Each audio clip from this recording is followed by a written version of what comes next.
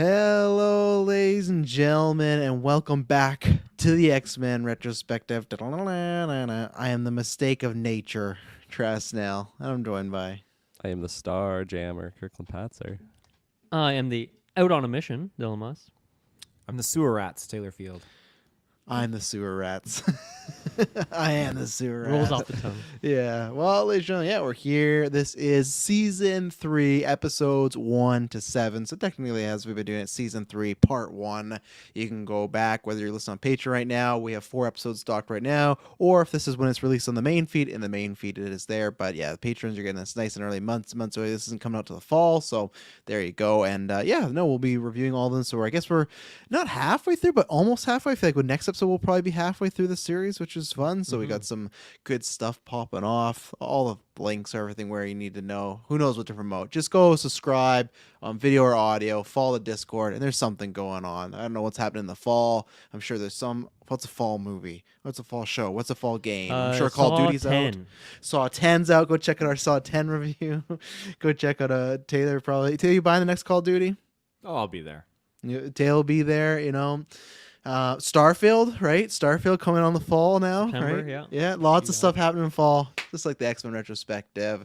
Let's get into this. So, a very interesting kind of setup we have here, where we have a 2-parter and then we have a 5-parter. So, let's start off with I'll start off with episode 1. They're both titled "Out of the Past," so it's just a part 1 and part 2 and everything like that. But I hate that this isn't a wrong description, but I hate the way they open this up. Wolverine's vengeful ex-girlfriend, which alright, a Japanese woman named Yuriko, lures Wolverine into the Morlock's tunnels. Wolverine was playing basketball with Gambit and Jubilee. This is one of these that you're going to get the full thing. When he receives a message from Yuriko and is waiting for him at the tunnels. Gambit suspects it's a trap, and Wolverine says he can handle it himself. Jubilee, however, convinces Gambit to help Wolverine anyway, so they decide to tail behind him. Meanwhile, Yuriko blames Wolverine for the death of her father, the man responsible for Wolverine's adamantium injections, and has become Lady Deathstrike. To get revenge during the battle there was a period there. During the battle resulting after Gambit and Jubilee help Wolverine and breaks him free, Professor Xavier realizes that telepathic message she has been getting from the spaceship, which Yuriko is after, is actually a warning, which come true. I'm not reading anything wrong. Which come true when Wolverine opens the ship to save Yuriko. There's some jumps there. Now I misread some stuff, but there are also some things that I did not. I had to. So, So I don't know if you guys, because obviously she's in X2, so I don't know if you guys had remembered Lady Deathstrike and stuff. She's a very classic Wolverine antagonist, obviously, and the whole stuff with the Morlocks and everything. That's a bit more of adding with the show, but the idea of the origin of her as the ex-lover, the father that gets killed, she blames. That's very by the book, like that's the story and stuff like that. So. Dylan Muss, I didn't know where to go. Dylan Muss, what do you think of, you got this going on. We're back to the Morlocks. We're returning back to some season 1 storyline stuff, and we got a new antagonist. Not Sabretooth this time. We got someone else with claws after Wolverine now. Yeah, I mean, I do love to see my Morlocks. That was maybe my favorite episode in that season. But yeah, I was just talking in our last episode, the end of season 2, how I was like, okay, I love this string of episodes was amazing. I officially love this show. And I'm immediately pop the balloon. The start of the season is really weak for me. And this 2-parter might just be the 2 worst episodes in the whole series for me, honestly. I did not like it very much at all. I think the story is very weak. Lady Deathstrike. I honestly think just not a very good voice performance, which is weird because I don't think I've ever noticed that. It's obviously very cheesy, hammed up performances, but this one doesn't really work for me. The story doesn't really make sense. I don't buy into it. And there's just not much fun going on here, and none of the people are in it. There's 3 X-Men in this episode. They're all missions, at least talking about the first part 1. Part 2 we get some more people in there, but yeah, I was very let down by these. Also, yeah, the villain, I don't know, does the green guy come up in this episode, or is that part 2? That's the next one. Okay, well, I won't talk about him yet, but don't love that either. Well, before you go, Kirkland, show me that glass of water. That looked like a cold glass of water. I saw you picked it up. There's lots of perspiration. Yeah, look at that. That he's been saving that looking for like years. Iceman over here. That's straight from the lab. Yeah. So were you hot or cold on this episode? I would say I'm a little bit in the middle, maybe more so on the warmer lukewarm side. Yeah, exactly. Because I definitely have experienced Lady Deathstrike from X2, and I just think it's such a forgettable character in that movie. So in this one, I at least found like her her look to be a lot more interesting. Her outfit just very much had like Mortal Kombat vibes for me, and I really liked her outfit. And yeah, it was I think because I knew of Lady Deathstrike from X2 and knew that she had some relation to Wolverine, to actually get like more detail on that route, I actually enjoyed that quite a bit. I was very shocked to go back to the Morlocks. I didn't think we were going to be seeing these characters again, but here we are. Like overall, I don't think it's the peak X-Men that we've been seeing so far, but I think I was able to have enough fun out of this one. I really like Wolverine's just a top tier character, and to get more backstory with him is always a good time in my book. So yeah, I thought it was an okay start to the season. It was interesting to get just back to back parters, whether it's part 1, part 2, and then the 5-parter. It's is that like a theme going on for the rest of the show? It's going to be. I think we'll get a couple. I think we'll get 2 more like 5-parters and stuff like that. We'll get a few more ventures into the multi episode. Even though like with the part 5 we'll get into, I feel like there's some episodes that are kind of a cheat. Like, yeah, it's a part 5, but it's just because Jean's like in a hospital bed. It's technically part of the Phoenix Saga, but like this stuff with Juggernaut really has nothing to do with this Phoenix Saga. But that's fine. So yeah, we'll get a couple. So yeah, I think these opening 2 episodes definitely like the weakest out of the ones that we've been or that we're going to be talking about today. But I still thought it was all right. Not a major drop off to start the season. Yeah, I'll save Taylor because maybe he'll be more positive. I don't know, but yeah, I think I'm in line with Dylan that I think these are probably my least favorite episodes of the show so far. Watching, I just didn't have, obviously, like the next one we'll talk about. I didn't like the antagonist, and I think like it's a coinky-dink storyline of, okay, Wolverine's in love with a woman, he happens to kill an evil scientist, and that's her dad, right? It's very comic booky, but I like that aspect, and I wish the 2 episodes were more about them and that struggle versus what ends up happening. And I kind of forgot what does happen in part 2. It's like, oh, we're getting Lady Deathstrike, and I've always liked that storyline. This is fun, and really that's just the setup, and we get like a mini flashback of when them in love, and then that's really it. And then it's just kind of like, well, Lady Deathstrike's around for this adventure. So I think kind of the same way they should have taken the aspect of Sabretooth, where that was kind of a balance of, hey, you had lots of action with Wolverine and Sabretooth, and he's kidnapping people, but there was some storyline, like it was about them. It was a Wolverine Sabretooth episode, and that's all it was. I think that's what this needed to be, even the 2-parter. So yeah, I don't have too much. I think there's some funny things that you point out that are like, okay, that I had a good laugh there, but I think these are definitely the weakest episodes we've talked about so far for me. I'd have to really think about it, but there wasn't ones that I watched actively like, oh, I didn't enjoy this as much as the other ones, and this was kind of that vibe. So Mr. Field, where are you on Out of the Past part 1? There's definitely weaker episodes, I think, before that we've seen. The Jubilee-centric episodes for you. You're a big specifically, Jubilee. yeah. I think that this episode was not that bad, though.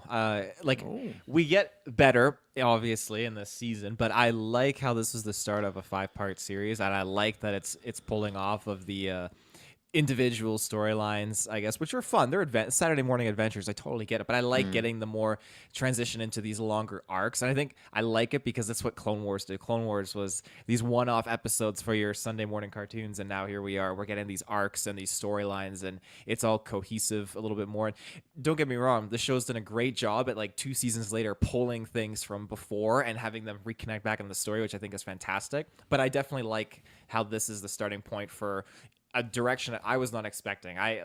Obviously we get to like the Phoenix stuff later on, but I did not realize the kind of the branch into like this 5-part storyline that we were going to take. So I thought it was pretty cool, especially what we get in the next part 2 of this episode.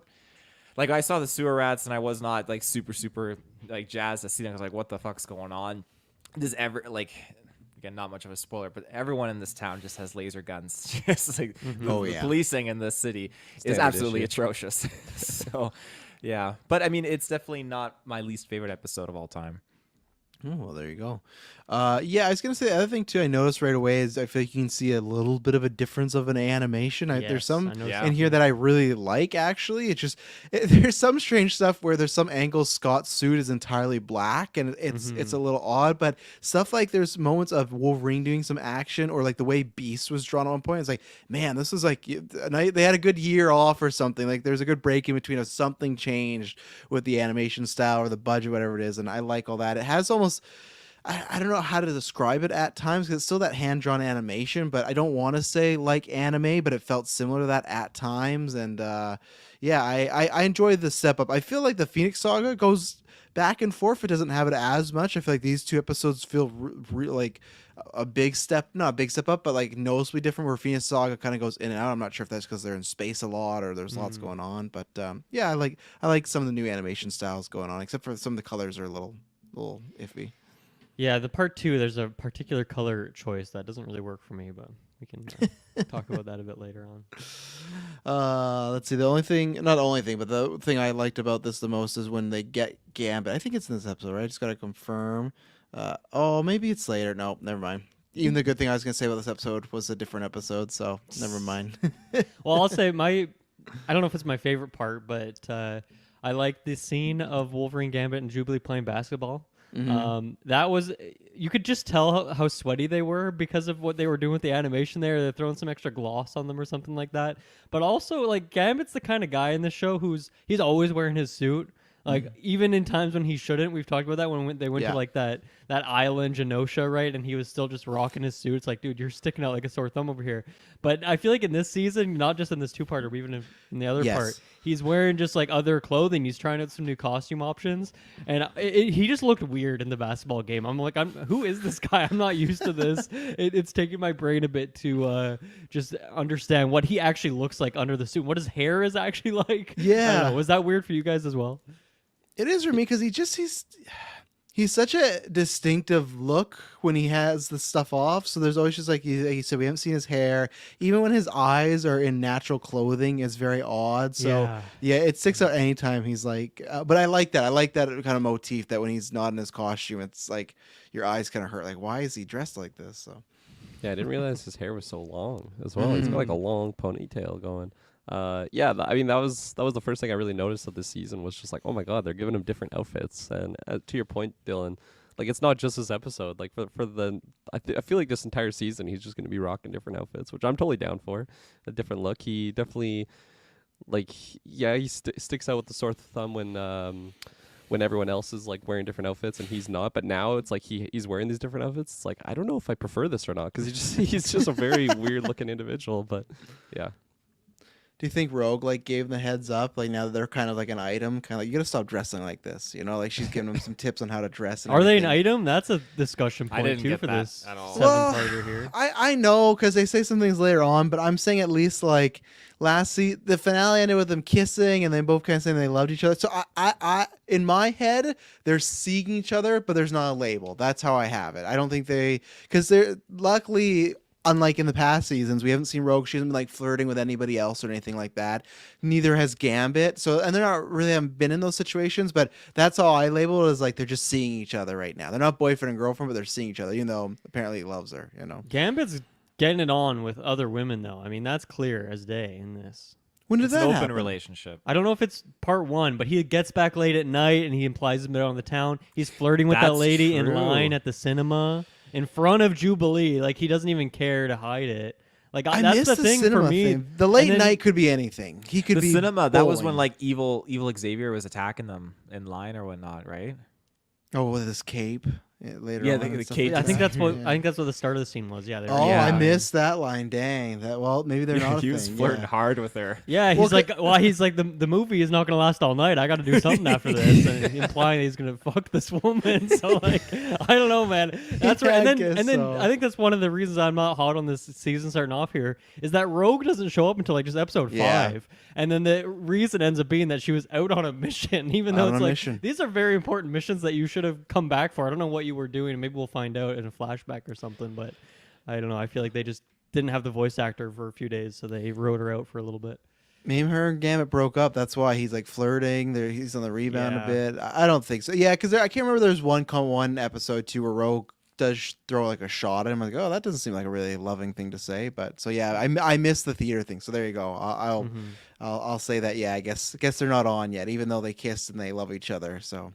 Oh yeah, like Taylor said, open relationship, maybe, right? What if Rogue let him have that rule? It's like, well, he can't do anything with me physically, so Yeah. go out and then it's like later, and I'm getting ahead here, but like the moment they do have together, to me, it was like we're literally about to die in like 10 seconds. Like, let's have like a last embrace or something. And it's like, well, that's kind of a different scenario than you're in a relationship with someone. If it's like, well, we have 60 seconds on this earth, how do you want to spend it, kind of thing. So yeah. yeah. I had one note too. Again, it's nothing major, but we talk about the voice acting in some of these or some of the loud noises.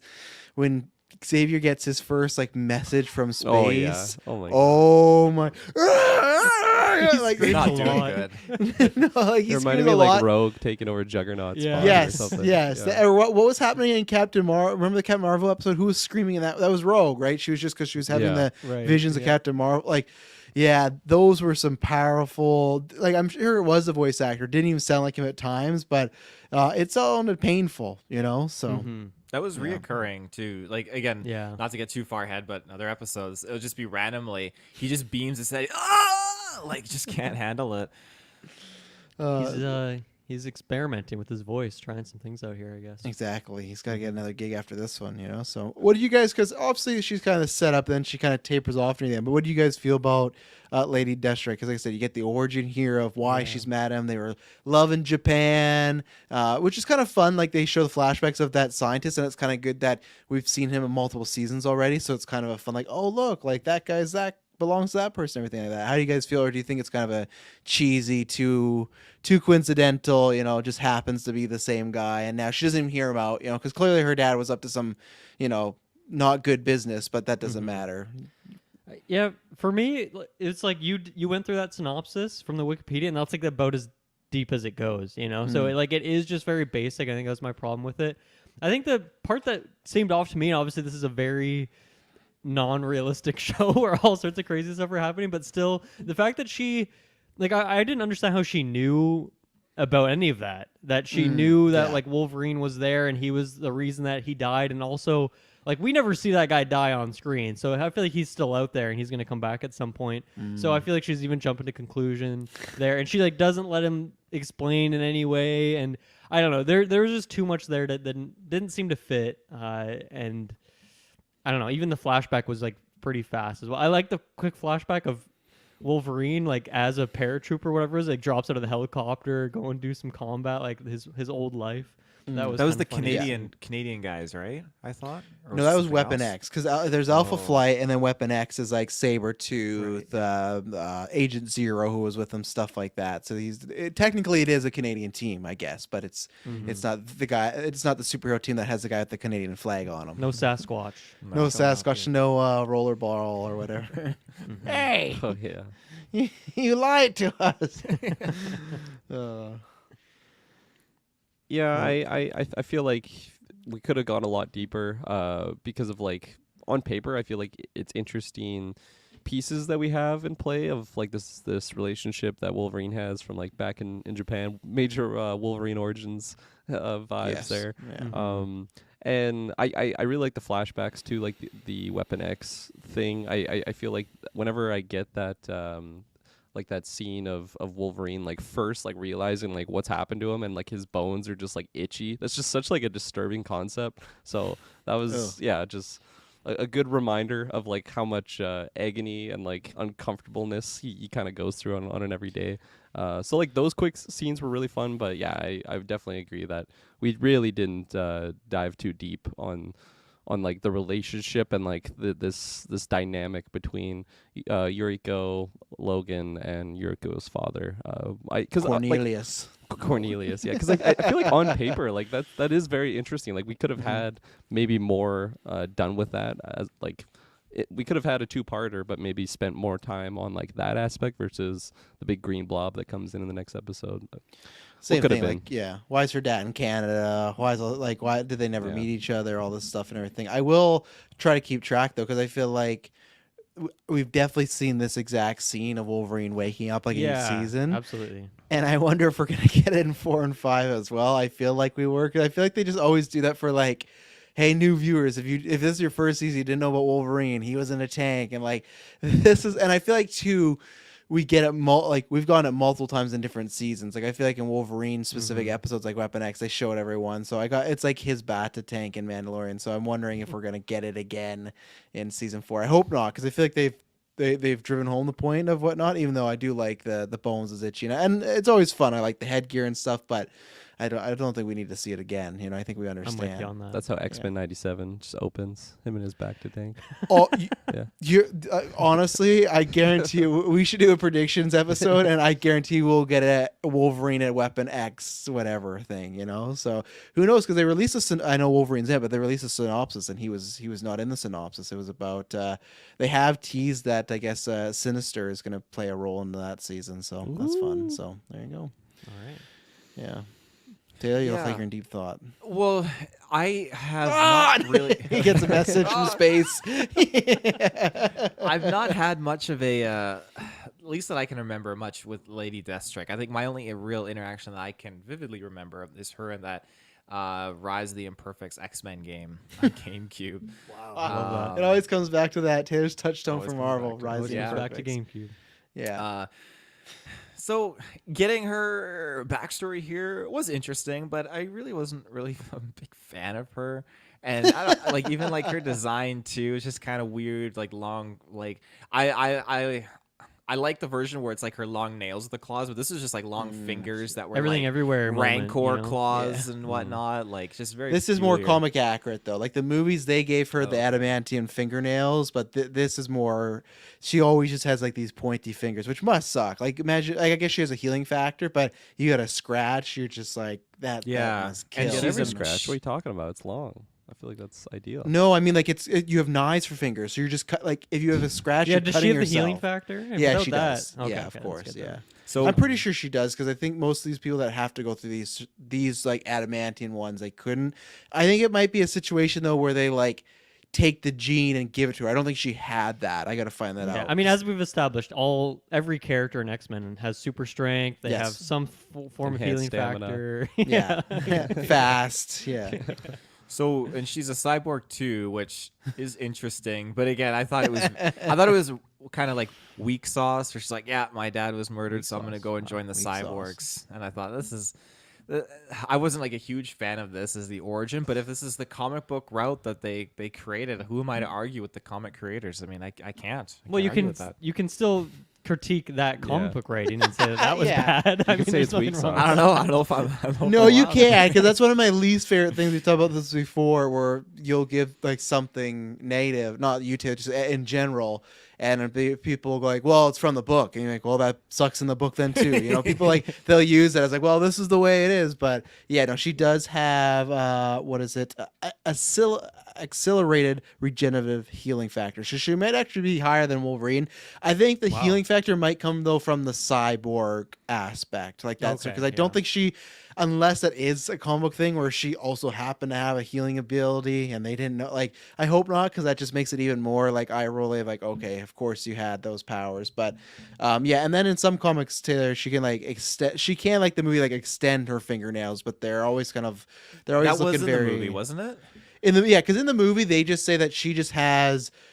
There's no cyborg aspect. She's just Wolverine, but Right. they come out of her finger, the claws, and there's five. And Did if she you haven't. ha- Sorry, did she have the healing in the movie? Yeah, she does, because there's a Okay. cool reveal where the fight starts and she's like kicking Wolverine's ass, and he like cuts her and then cuts her in the chest, and he thinks he's won, and she looks up and she has these slices and they just start to heal, and he's just like, holy shit! And Hugh Jackman delivers it so good, and they got this great angle up where she like uses her legs to go if you don't want to watch the movie or you haven't in a while, just Google or YouTube the X2 Wolverine Lady Deathstrike fight. It's fucking so good. Like the cinematography or the choreography on that, it's like they did a really good job. But yeah, there's no backstory there. There's nothing in that movie. She's just a goon. She's just a goon that they want on a poster. Leather. Yeah, they just want like, wouldn't it be cool if he fought a female Wolverine? We have one of those, like that's literally what it is. So And that was my exact thoughts when I was a youngin and I was Yep. watching that movie. Right? I'm like, oh my god, they have a female Wolverine. Look at that. it works, right? Yeah, it does. Yeah. Like all those gimmicks, female Wolverine, son, daughter, like all those things, So, but yeah, no cyborg aspect there. But yeah, she's at times like she's never really.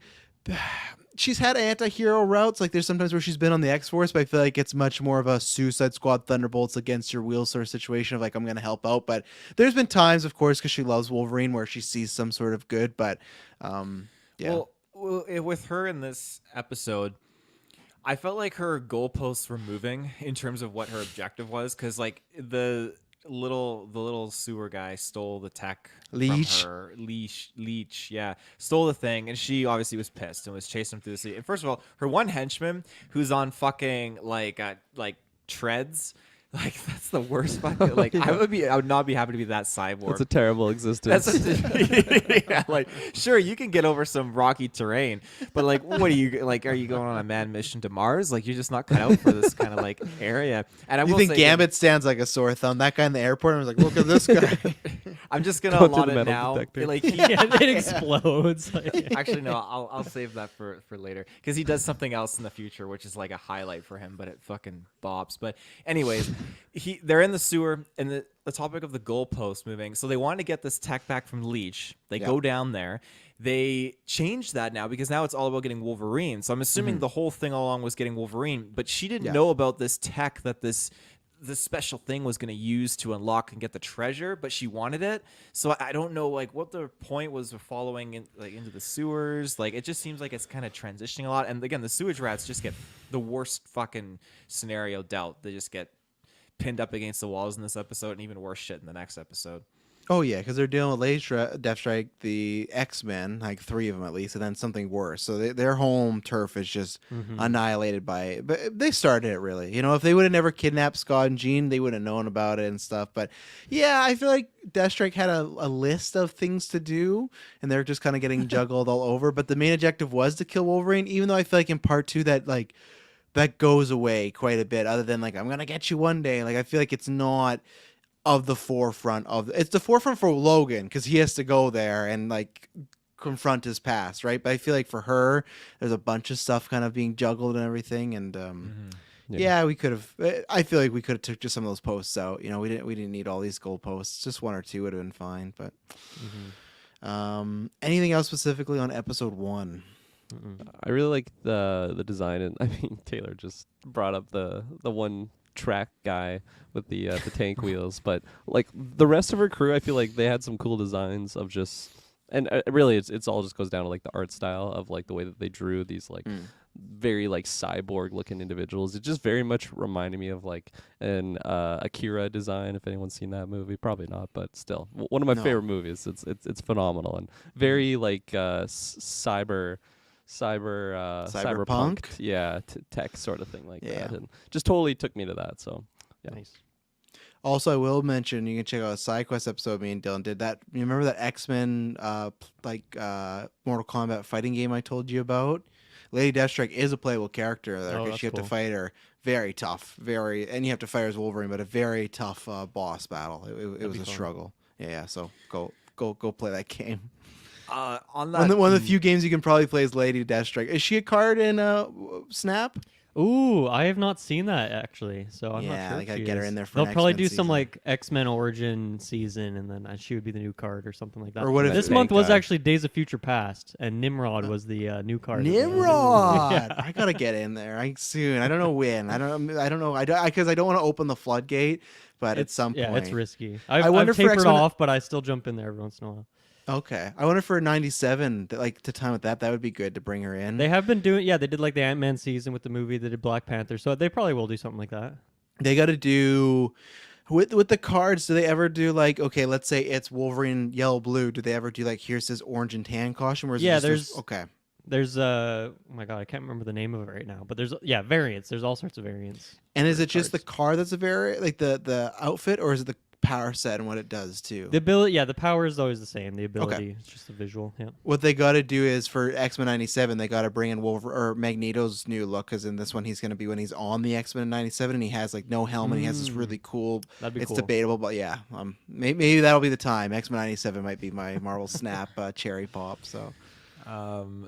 I just was curious. I wanted to see if there was more backstory to him. Apparently, there's a lot more backstory with this guy because his name's Bonebreaker. Oh, And he's faced off my against God. Wolverine in a few comic runs I can see here. What so, the fuck? We got to Like, fan cast these cyborgs one day. like, how's he doing chin ups? Is he lifting his tank up and just? I think like, so. at Look how those jacked he abs. is. That's He's why, fucking right? ripped. I like that he in this particular image he's shit talking Wolverine for not looking great and like look in a mirror, but like what's going on? He's just about how old he is, and yeah, this guy's missing half his hair. His face is messed up. Everyone hates when this guy shows up to the gym though, because he just takes up so much room. Like he's doing like the chin ups and just like oh, he's so loud. I can't. Hey, hear you don't want to him. like tell him to stop because he'll gun you down. Yeah. Got major Twisted Metal vibes from that guy. when I saw Yeah. him. Oh, Oh yeah. Yeah.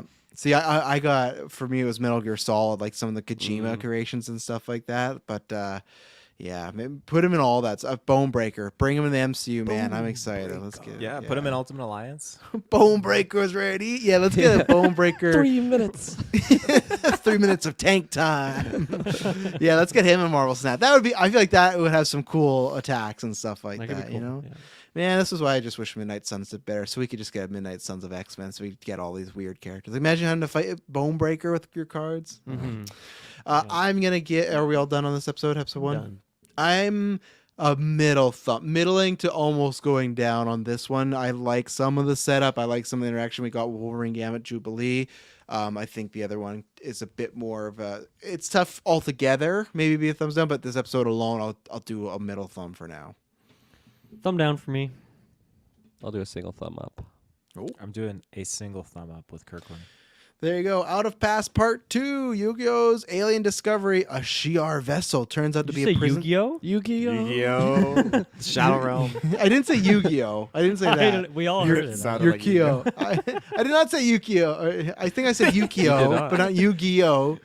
Yukio. I'm like, that's a crossover I need right now. That would be Death great. Strike, Alien Discovery, a Shi'ar vessel that turns out to be a prison cell containing a ferocious, gaseous prisoner, the Spirit Drinker, which Whoa. absorbs the spirits That's a of Yu-Gi-Oh Jubilee. card. Yeah, the Spirit Drinker, which absorbs the spirits of Jubilee, the Reavers, the Morlocks, and later Lady Deathstrike, working together with Professor Xavier and the X-Men that have arrived as backup. Wolverine Gambit must keep the Spirit Drinker from reaching the surface. So this is tough because I feel like we've talked about this in like live action stuff, but I feel like it's always a struggle when your villain is a big blob of something. You know, like it's for in live action, it's like a CGI, like this type of face, right? But so for me, I wasn't too invested because it's just Green Thing chases after us. We bump into some characters, the Morlocks, boom, take them. Jubilee, boom. Like I'm sure Taylor was hyped when Jubilee got taken because he's like, maybe this is it. But like all these things, and I like they're fine. There's like a nice little struggle of Wolverine being a Scott. Like again, they're working together as a team. Wolverine's trying to like, hey, you can't do anything. There's souls in there, and Scott's like, what do you mean? And like they start talking about what they could do. But this, yeah, I don't have much to add here. It's a pretty generic episode of people got taken over, we save said people, and like I said in part 1, Lady Deathstrike does the I'll get you one day sort of thing, right? It sets up the Shi'ar vessel, so that's cool, but really I don't know if this was like needed to get there. So yeah, I think this is again definitely weaker than part 1 for me. Mm-hmm. Yeah, I for all your points on the villain, like this has got to be the weakest villain in the whole series for me to this point. I can't think of one that would be below it. And I mean, yeah, there's just not like the dialogue element of it or the connection. And I don't know, the green glow just looked awful to me. Like anytime it was like flashing on the screen, it just looked terrible. So even just visually, I didn't think it was great. You don't get like a cool fight scene. There's one good moment I like with Gambit. when he throws his baton and electrifies the train tracks, and that's what like saves the day. I thought that was kind of nice. But other than that, there's like really nothing memorable about this episode except for one other moment that I'll bring up a bit later. But yeah, this is pretty weak for me, and it definitely felt like a bit of a precursor setup for what's coming next, and that's very much the case. At the end of this episode, it's like, guess what's coming? The Phoenix Saga. Like, Yeah. they really tried to sell you on that. I don't know if it was like, man, this episode's not doing well when we're getting, test viewings and stuff. Let's throw this like hype factor at the end to keep people invested. But yeah, it was pretty weak for me. I think that was just because people are just always probably asking, like, when you doing the Phoenix, like, obviously there's no social media, but that was always a big thing. Like, when's it coming? When's it coming? And that was Just like writing letters. Yeah, bombarding literally, these like, we're content doing it, creators. you motherfuckers. They should do that in the MCU, like X-Men 2027. Don't worry, it's happening. Like, yeah, that was a fun end. Yeah. Yeah, I I definitely agree that for villains, it's probably like the weakest one that we got. I still liked like what it kind of was like initially. It's just this like unknown like big blob of energy, and it's just like, how the fuck are we even supposed to deal with this? And then of course you got Wolverine. It's like, I got this, and he just like charges at this like it's like an interdimensional like god from like my perspective here. So it's like, but he doesn't give a fuck. He's just gonna storm right at it. Like a very Wolverine moment there. And like yeah, like because you're trying to like analyze it if you're like an X-Men member, and like how are we supposed to take this down? And then like it doesn't even have like a body from my perspective. Like it's just kind of a floating energy beam when it shoots out those tentacles, and just like anything it touches, it just like takes it away. It's like a one-shot kill. So I feel like the threat factor I at least felt, but for like going into more depth for the villain, it definitely was bottom barrel, comparing it to the other ones that we've seen so far.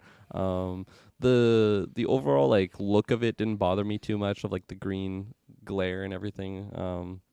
I don't know, it definitely stood out because I feel like we haven't really gotten colors and vibrant greens like that in the show so far, but it made me think of something just supernatural, so I it at least did that.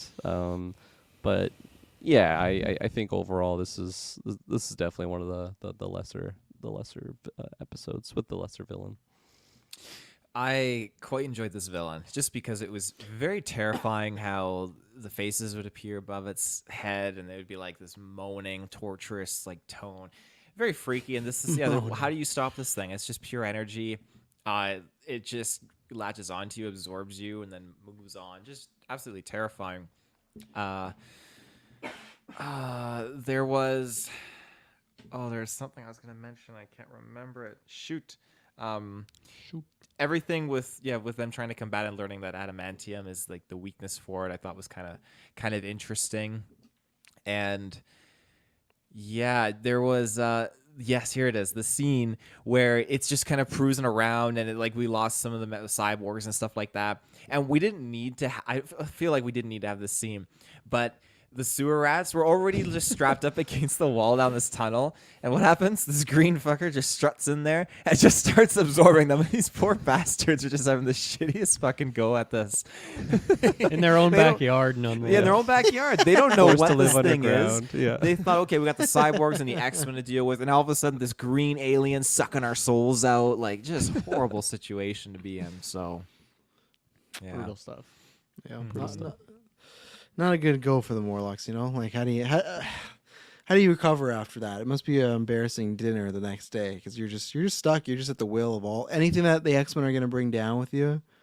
It's over. So, and literally the only note I had here is at the end of the episode when Xavier is talking about how he's figured out the Shi'ar thing and everything like that, and they pan the X-Men. Everyone's like their jaws are down, but if you look close, there's just one shot of Scott, and he's just like they gave his draw like an extra droop more than everybody, maybe because he's the lead and has to deal with it. But everyone look out for that next time you watch it. They were all just like, except for like one, someone also drew droopily, like she was annoyed. Like everyone else was very like surprised, and she wasn't having any of it. But yeah, that's really all I got. I think it was this episode again, not to go touch back on him, but Bonebreaker. I'm pretty sure it was this episode when they were fighting at the beginning or something like that, or maybe it was the end of the last episode. But he was fighting Jubilee, And like all of the crazy other cyborg and villains go up against the tougher X-Men, but they give this fucker to Jubilee, and Jubilee's blasting her fireworks at him, and he has a full metal sheet that shoots up in front of him as a full shield and blocks it. It was wild. Jubilee like jumps on his back and just like fucking wrangles him out and like takes him down though. Yeah. It was crazy, but yeah, just you never know what he's got in that tank. So He's got a lot of weaknesses though, which is his overall. Like he's got a lot of blind spots to look out for. I was gonna say, does it make you like him less, Taylor? The fact that Jubilee just single-handedly wiped him out. I mean, I feel like this is like power level wise, they're pretty equivalent, maybe, but she's getting more stronger. Remember, so we saw that She she is. can erase graffiti with her powers, so Yeah. it's pretty strong. She is Take though. that, There's Vandals. another. Someone graffitis on like his tank body, and she's like, "I can get that off for you." Yeah, no, she's getting stronger. Those blasts are getting bigger, you know. And I feel like, Taylor, where are you with Julie now? Like with even these episodes, no spoilers, but I feel like they've made her like a little less childlike. Like maybe just even she's not asking as many questions. She's you not know? asking as many questions, but there's some instances, and I think it's in the Phoenix Saga where like, no, Jubilee, you have to stay here at the mansion. And she's like, oh, I never get to go on any of these fun missions.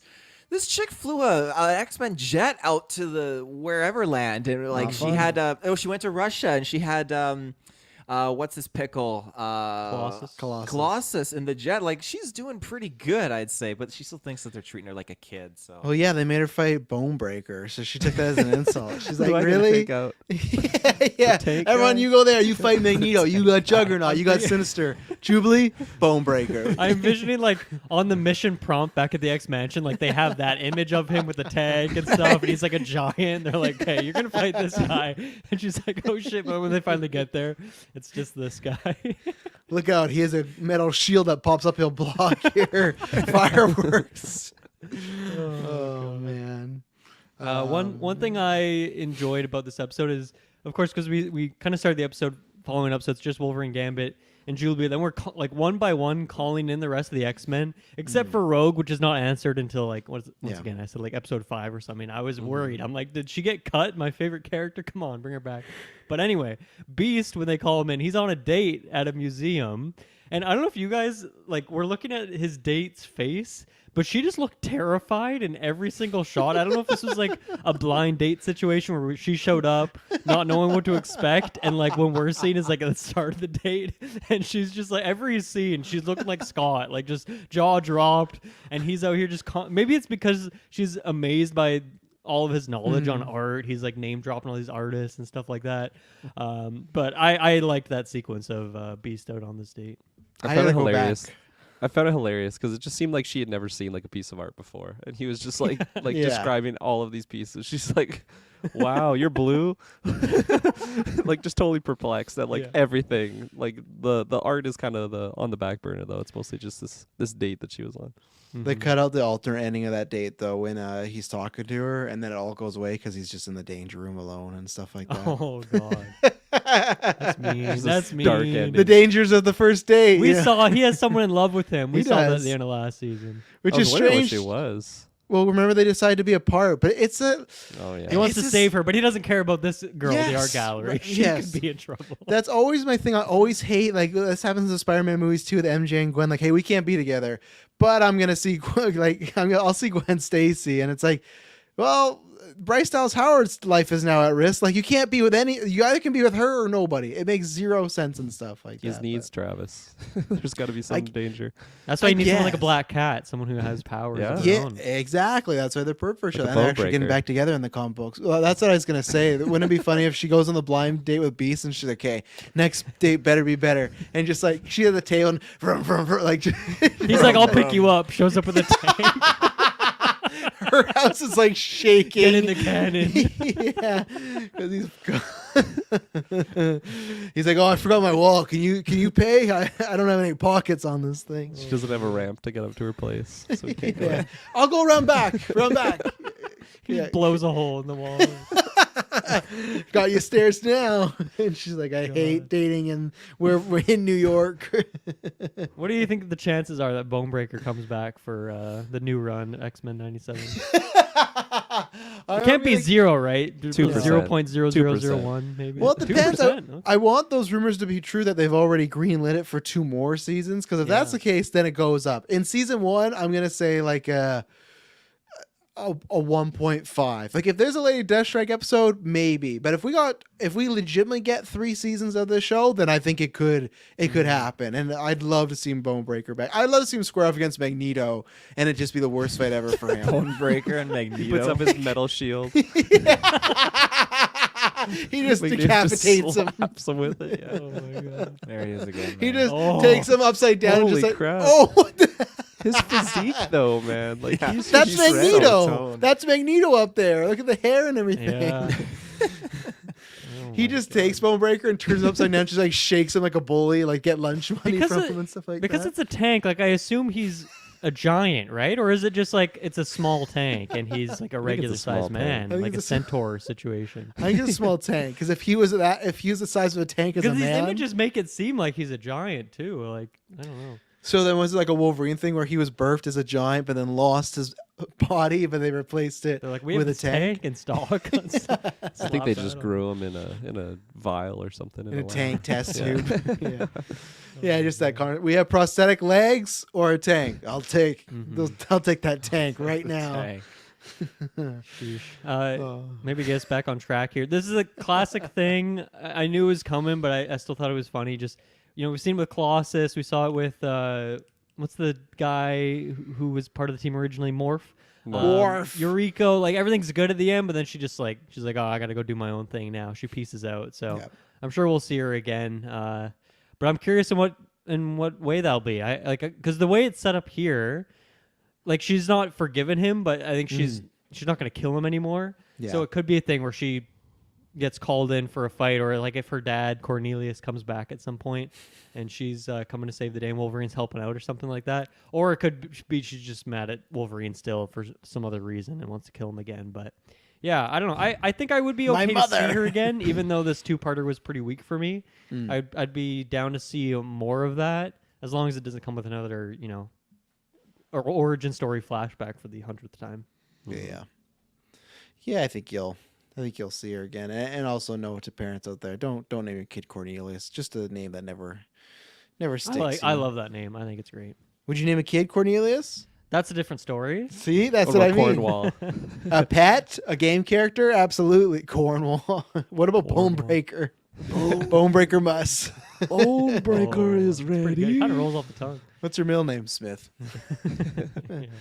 Cornelius. Bonebreaker Cornelius must. Damn, that's a powerful BCM. name. That is a powerful name. That is. That's a prime minister right there. President of the world name. Why stop? there? Bonebreaker. Yeah. Bonebreaker here at King Charles. I got nothing else on this episode. Personally. Me either. I'm glad we found Yeah. Bonebreaker though. We talked more than I thought we would. So, Bonebreaker was a good detour. Anything else, Taylor?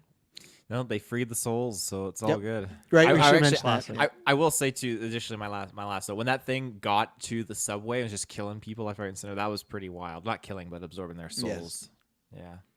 Drinking their souls, right? Remember, Yes. spirit Slurping drinkers. it up. Yeah, yeah. It's thirsty. It's thirsty. Drinking like Bonebreaker. Yeah. Like, does the tank go with them? Does the tank stay? Like, it's that whole snapping thing, right? Of like, does Bucky's arm disappear? Should it not disappear? We could Is it do a not part whole of his body? cast on Bonebreaker and We the should, logistics yeah. of him. Yeah. In 20 When we years, run we have out of nothing to talk content, about. Yeah. We're going to do comic book versions, Bonebreaker. Marvel, let us write the Bonebreaker series because sometimes they throw a bone. Let's do that. No one else wants it. We'll do Yeah, it no for one free. else wants it. We would gladly take that. Oh, I fucking love that. Yeah, first for me, thumb down. First thumb down the X-Men series for me.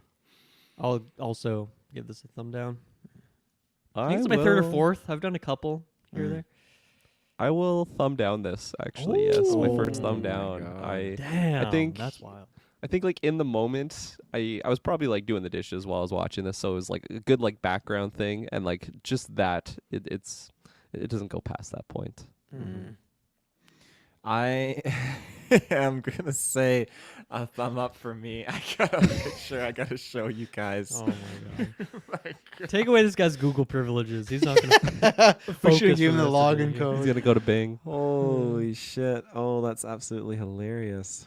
Oh my He's god. taking a good amount of time. Audio here. listeners, definitely worth googling Marvel Yeah. Bone Breaker. Oh no! Was that Boomer? Crikey! He's Crikey! Australian. Yeah, I know. It's just like that's his last words is crikey. Wolverine looks like Sabretooth in this, Wolverine's though. hair does. is huge. His head looks so much bigger than his body too. Oh my. He's got smallpox or something too. Yeah. Oh yeah. It's the There you classic go. comics. So they gotta bring him back. All right. So as we talk about the next episode said next week or whatever, coming soon, enter the Phoenix Saga. Because here we are, the Phoenix Saga, Part 1, Sacrifice. An alien race named the Shi'ar. Eric the Red, or from the alien race from the Shi'ar named Eric the Red, takes over the Eagle 1 space station. Compelled by mysterious visions, Xavier sends his X-Men, minus Rogue, who is out on a mission, to take place of the astronaut crew, minus Storm and Jubilee, who remain on Xavier by Earth, which leads to a confrontation with Eric and his mind-controlled astronauts. While entering the Earth's atmosphere on the space shuttle, Jean Grey starts to become possessed by the all-powerful Phoenix Force, which sensed her mental pleas for help. There we go. Sorry. Yeah, that is it for this episode. So yeah, obviously, Phoenix Force is, even if you're a casual fan, you hear that all the time. The X-Men is a Phoenix Force, Dark Phoenix, stuff like that.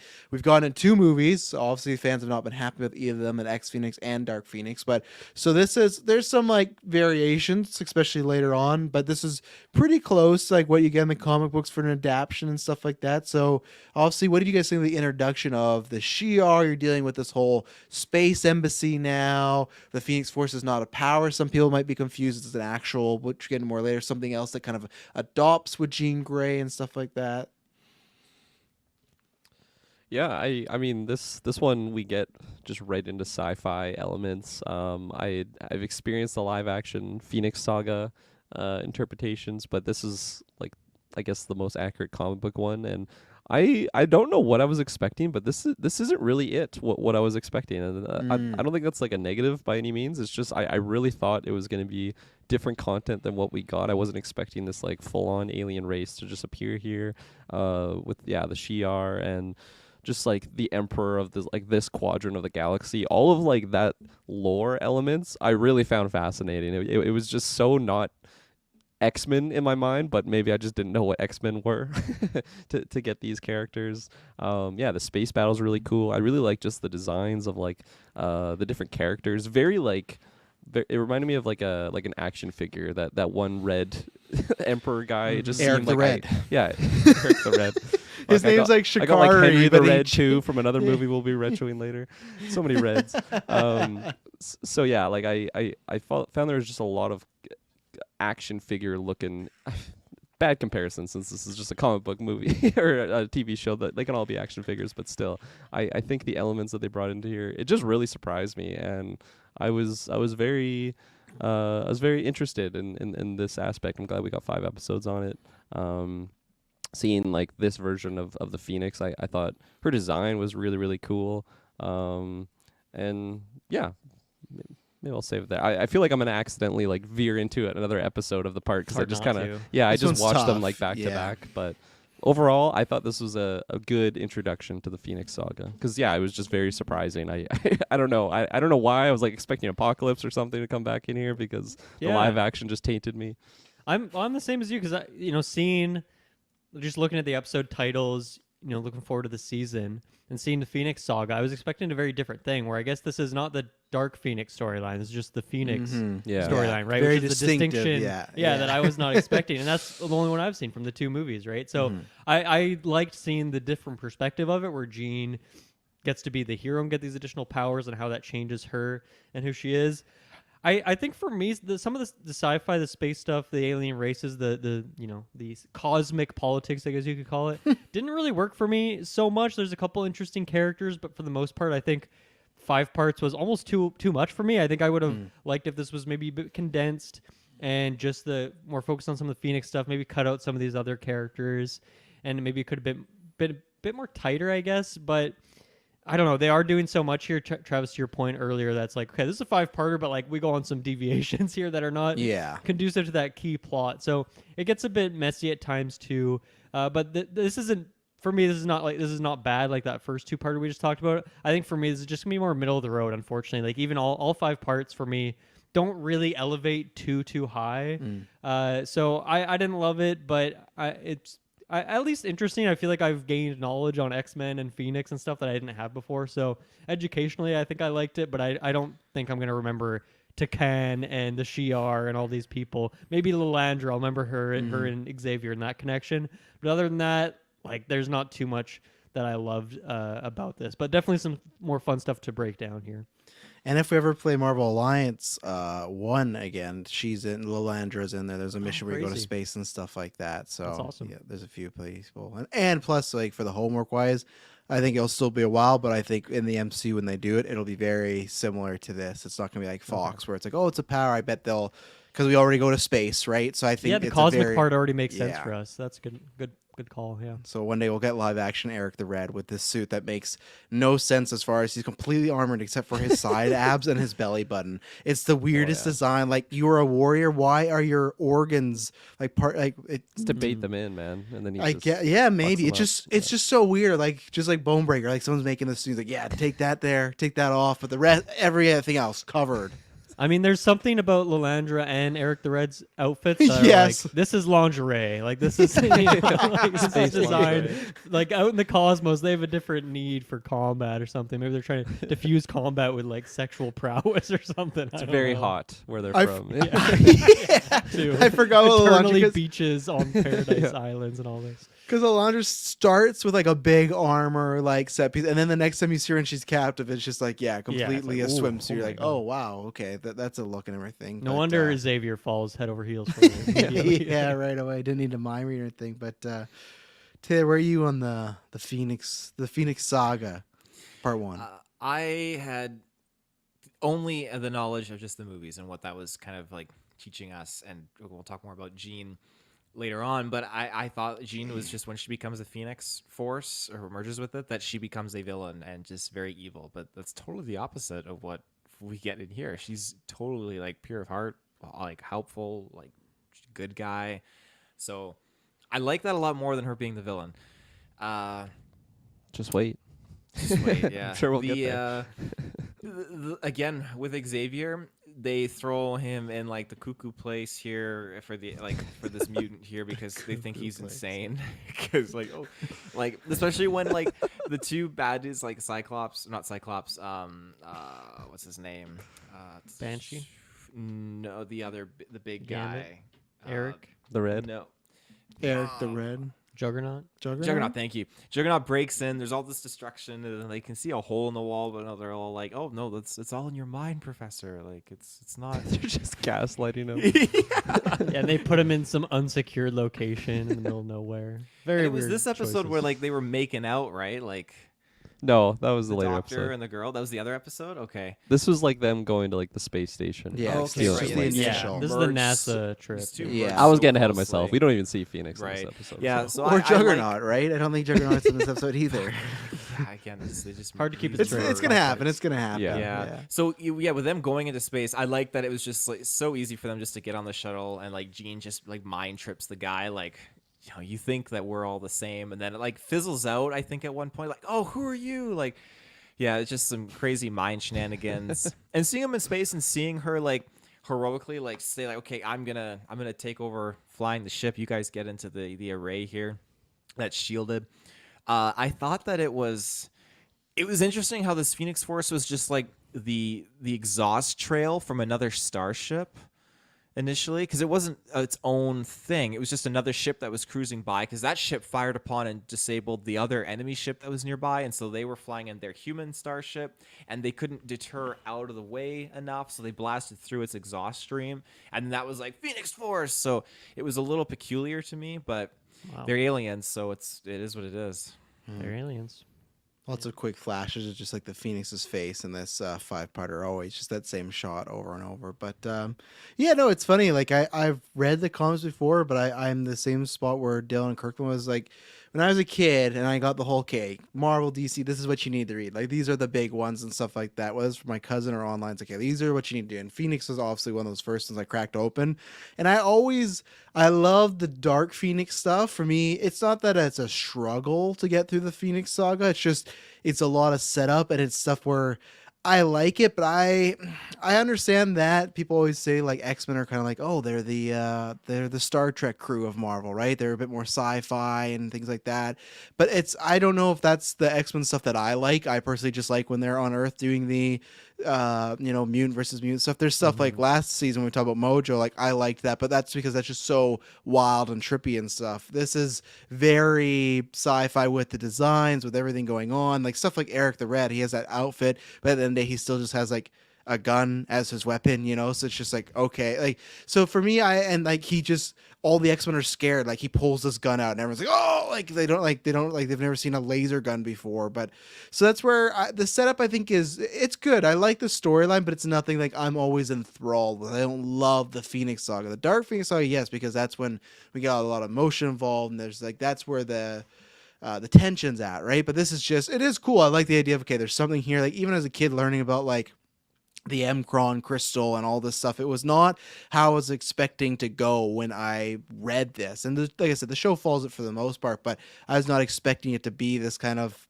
almost Star Wars, Star Trek dropped in the middle of a big war between sci-fi. And it just feels very random. It is just like they just happen to go up there and help, and Jean bumps in this crystal. Now, again, it's because she has the powers and everything like that, so it's a perfect match. Even though nowadays the Phoenix Force will like T'Challa had it like a year ago. Like it'll attach to anybody nowadays, because it's just everyone loves that comic book aesthetic of character with a Phoenix Force costume. It's like, look at this, so. But yeah, so I liked all the 5, and then this one I think it's a good setup. So I enjoyed it and stuff. So I think probably the finale is the strongest part of this, but I enjoyed the opening space expedite. Like with Eric too, he has like his pistol, his laser pistol thing, but he also just shoots like beams out of his hand. So like, what's stronger there? Like his own power or just his like? Yeah, maybe he only has so much mana, so then he has Yeah, to probably. the gun. Yeah, I'd say just- the hand yeah. beam's probably stronger, but yeah, maybe he runs out. Fatigue. It just seemed like that would be like a warning shot, and then he'd pull this out. He's like, "You know what this is? I'm gonna fuck you up with this." That's not what he said, but No, we don't. You know what this is? You know? Jumping to kind of the start here, so obviously we talked about Charles and his screams. And I think that's what happens. He has like a nightmare, right? He is envisioning what's going to happen here. And then he wakes everyone up in the middle of the night. They all come to the war room, but everyone's like in their PJs. I got to say, I love Storm's PJs that like kind of an orange and turquoise, like zebra stripe thing going on there. She's had some very nice, like when she's not in her X-Men outfit, like just some nice day-to-day clothing. So I like that. But it had kind of brought up a question, which is that they all go to space, but Storm and then also Jubilee have to stay behind. So with Storm's powers, because I'm thinking like, like Incredibles, like Frozone, like can't do the ice in the burning building. Does Storm's powers work? Like, can she do anything in space? Can she even fly? Because she uses like the power of the wind, right? Can she do anything in space? Because I don't think that's they mentioned that's why she didn't go on the mission. But it made me wonder, because I'm sure, as you're mentioning, Travis, like with this stuff happening in X-Men a lot, I assume Storm's been in space before in the comics and whatnot. that's a good question. It's tough because there is times where she's just popping off, where she'll just like throw her hands and like stuff comes out of it, right? But then it's like you can say it's on Earth and everything. I feel like she must have definitely used anything, but I can't find something in my brain where it is like, oh, she's in space and she just creates like a snowstorm, because I don't think you could do that. Like she can't just like cover the sun and like ice or something like that, right? So I would feel like they're a little depowered, but even then that's where it's weird, because it's like it comes from her body. Even her power in general is probably one of the most annoying mutant powers, I'd say, because I love Storm, but it doesn't make much sense to me as far as like they can control the weather, like this thing that's like much grander than them. Like it's not even a part of her body. It's very like like sci-fi, like mind power, like a Superman, right? Where it's like, oh, they're just super and stuff. But even then, it's like even bigger than that because it's like a god tier power to control the weather. So Very powerful. I would assume like if she could, maybe not in space, but I would assume if she would land on other planets, she could do that, whatever their weather is, because she just controls the weather. It's As long as just it has an atmosphere. I Rain, guess. acid, storm. Do you guys got rain here? Yeah, we do. Okay. Oh no. She just kills the entire X-Men. She didn't know it was fucking acid rain. So yeah. Good question. Yeah, good point. Yeah. Yeah, I never wondered that. I'm like happy that they left her out in space because for like continuity issues, I would have been like, well, how can she do, I don't know, pull wind out of space if there's no air? Like, Yeah, because like, her suit has like the kind of wings on it a bit, so I'm guessing she like uses the wind to like give herself a gust, and then she kind of can like hover or something. Obviously, in the show, she just can fly freely, but I'm thinking about like the logic of it, and then she can just give herself more wind at any point. So yeah, that makes me wonder too. Like, could she even fly without her wind powers in any way? I'm trying to. Well, actually, in the Genosha episode, I'm trying to think. She tried to do something. Is it because she got like that? The Yeah, collar she had the came off, bracelet, and yeah. then she flew. Yeah. Yeah. And she flew.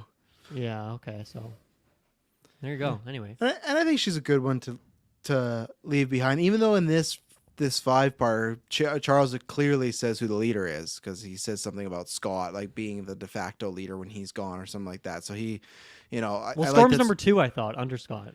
It is, but I just feel like in season 1 there was like they kind of took turns of leading the team, and now it's Scott. Scott's There's the leader tryouts. now. She did Yeah, not there's do tryouts. it. She lost Yeah. apparently. Yeah, she had that one episode where she left them to go check on her son. He's like, "You can't do that. You're only my child.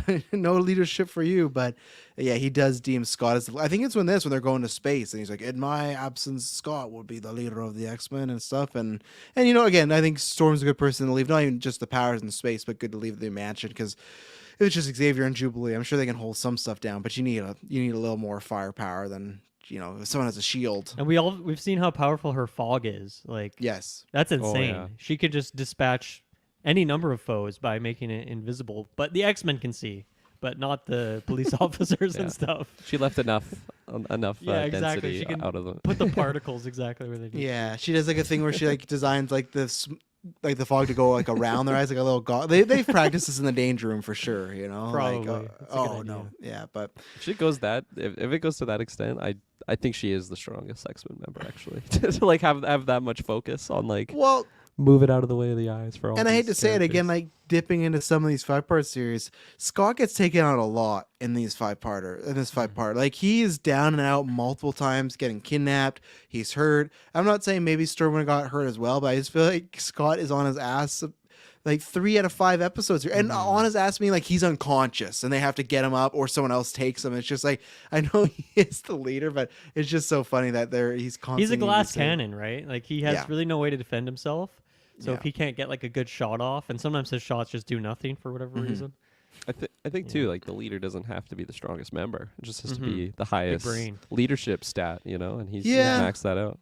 It's Good just when he keeps charisma. getting kidnapped, who's supposed to give the instructions? Like in this, okay, so Storm. but no, here's a scenario. So in this, where Storm's back on Earth and Scott's here, he gets kidnapped. In your opinion, who becomes de facto leader of the Spacemen and X without Scott and Storm? Spaceman and X. X-Men. What did I say? X-Men in space. Who becomes? So it's who everyone would but Rogue, Storm, Well, and Jean Jubilee would and Scott. be like the next Think one, right? Jean? Maybe But she's Beast going through for some me. shit. Beast is a think good it'd be one. Beast. I say Beast. Yeah. Definitely not Wolverine. He should never be the leader. No, he's. No, let's fucking go. Too emotional. Far too How do emotional. we to do the Phoenix Force? Oh, I got it. Yeah. That's what I was going to ask you, Taylor. If it came down to it in the rankings, who's last? Is it Wolverine or Jubilee? Who would be the leader? Like Jubilee still has to be You're a taking smarter too choice than long. Wolverine. It's Wolverine and I say this specifically because of the first episode that we just reviewed for this arc of season 3, where Wolverine went off to face Yukio on his own, and Jubilee was the one who said, "No, we need to be a team, and we need to get Gambit." So Jubilee would take that over Wolverine. I feel I like agree. the thing with Wolverine is he'll get the job done, but he might not get it done the way you want it to, right? Like there will be casualties. Yeah, 100%. Whereas I think if you're trying to prioritize, like, okay, saving lives, making sure no one dies, and then get the job done, like he might not be the best. He will let his emotions take over. So He's the kid that was on Doctor. He's the kid on Dr. Dodgeball that would like get you guys the win, but wouldn't worry about saving you. You know, No. so you'd feel like, No oh, doctor. like we won, but he's fine. Like And even at what letting cost, the yeah. even letting the doctor go.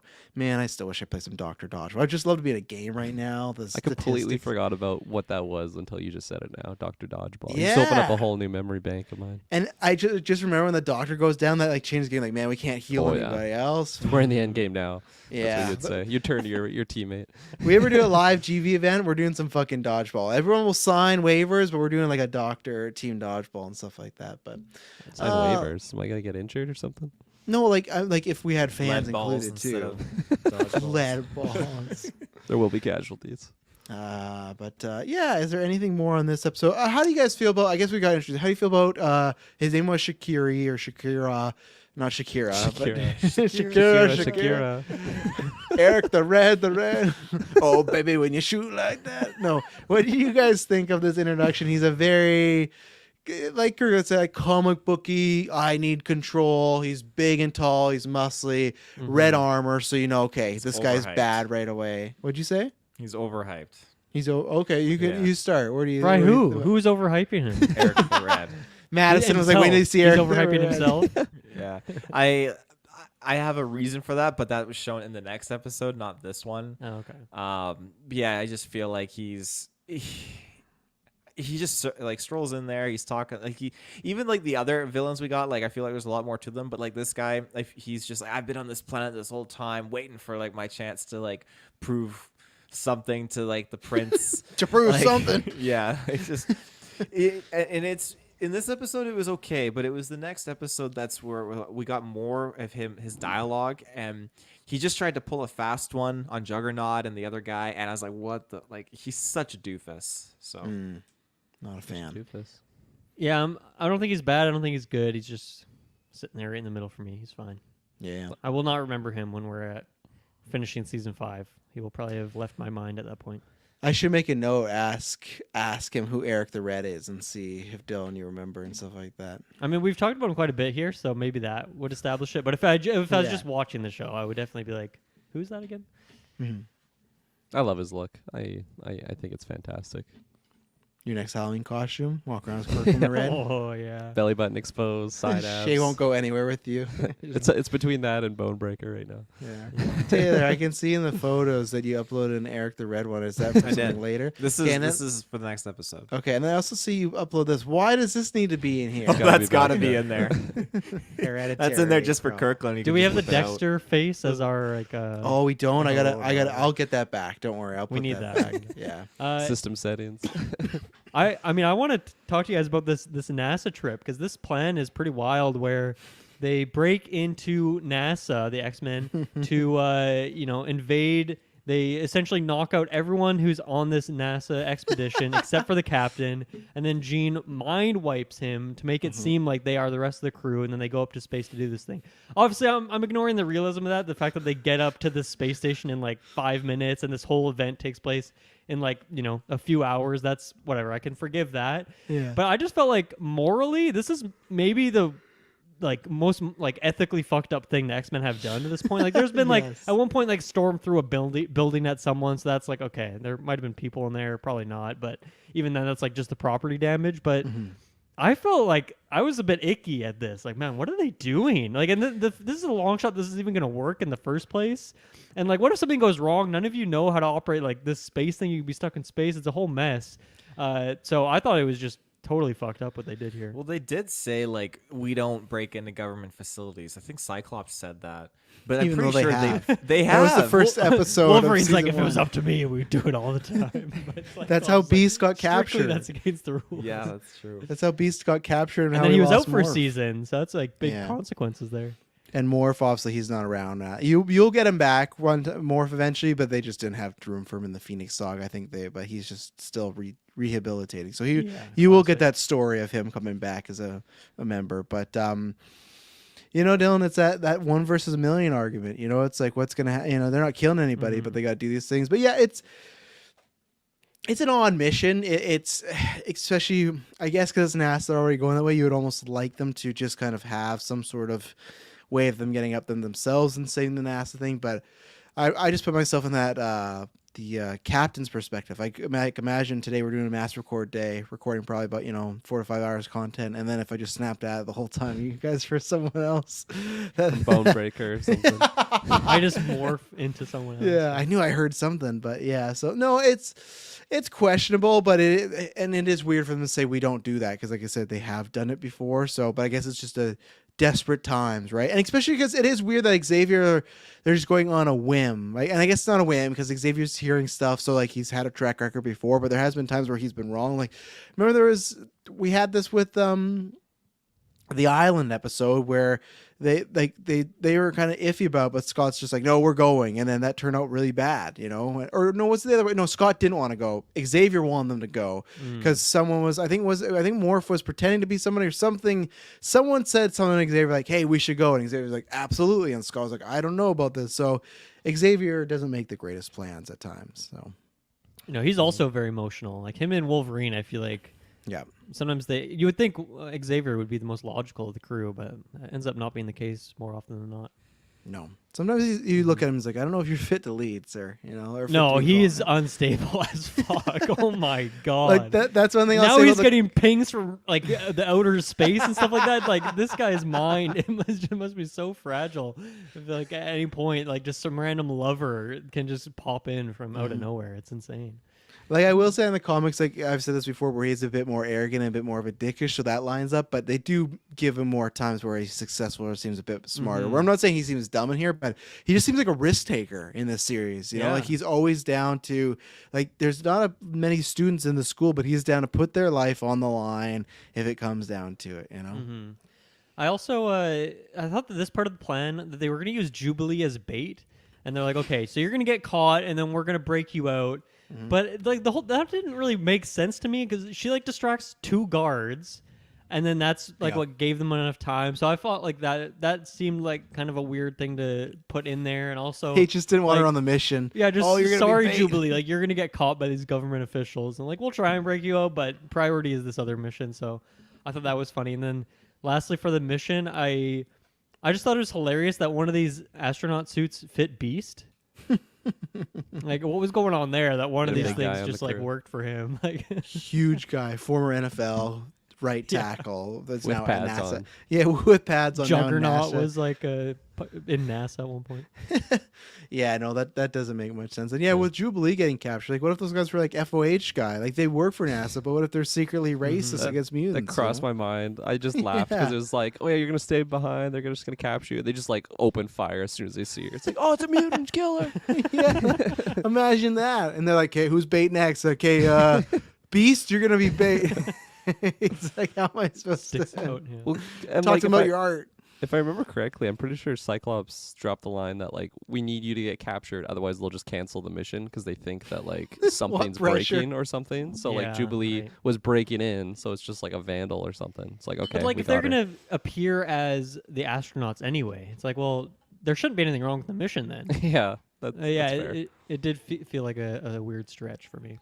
Again, The whole they just logistics of the plan didn't really Oh make yeah, sense. yeah. They just had to Don't get him into fact check it. space, and they could have found some other better ways to get there. I'm surprised Mhm. Charles doesn't have like a space shuttle underneath the mansion already. Honestly, He should. Well, this was the thing for me. Like this is He doesn't obviously share it. a very important thing. Obviously, Xavier, like they're doing all this as the last ditch effort. Call Rogue back from her mission. She is the most powerful one on the team. Travis, you're saying Storm. I still think Rogue's like #1 powerful. I feel like you get her back from wherever Yeah. the fuck she is to like go into space. I think she'd be very helpful in that situation. I agree with you. I just like Storm has those like god tier powers where she literally just like the weather, but like because it's tough. Like in a fight, like Rogue can get to Storm and she's done, but like I still somehow have like my money on Storm. I don't know. I think Storm's a bit wiser because Rogue can get very emotional. Where Storm, other than that Sun episode, she's pretty cool and collected. Well, I mean, Rogue against other mutants is I mean, she would just take their powers essentially, and there's like not much they can do to stop her because she's so quick and can fly. Yeah, So that's but the kind good of thing a is hard Storm can fly. So my scenario is she has to create a thunderstorm, fly in the thunderstorm. Like But yeah, she has to fly. She has. If she doesn't fly, it's over. Can this rogue fly in space? Like I think so Rogue Captain can. Marvel's Well, Captain powers. Marvel And Captain can. Yeah, Marvel can exactly. fly in space. Yeah, you I got guess it. so. Yeah, Yeah. yeah. But then Storm just doesn't go to space. She just stays on Earth. She doesn't have to go to space. She doesn't well, have to that's follow true. her. But then I think if Storm creates like a storm, I mean, Rogue, Captain America, she's flying through like nebulas and stars and all Captain that. So, America? I mean, or Captain Marvel, sorry. So Look at Rogue me, would be able to Tony. do it. I can fly now. don't Didn't need tell the me this. Didn't tell me about this about the weapon soldier program. When you hit 40, you can fly. I love during the mission. That's why he has those These- wings. The space station is like about to blow up, and Gambit has a good line. He's like, "It looks like there's gonna be a barbecue, and we the main course." It's a Yeah. very classic animated kind of line drop there, but I like that.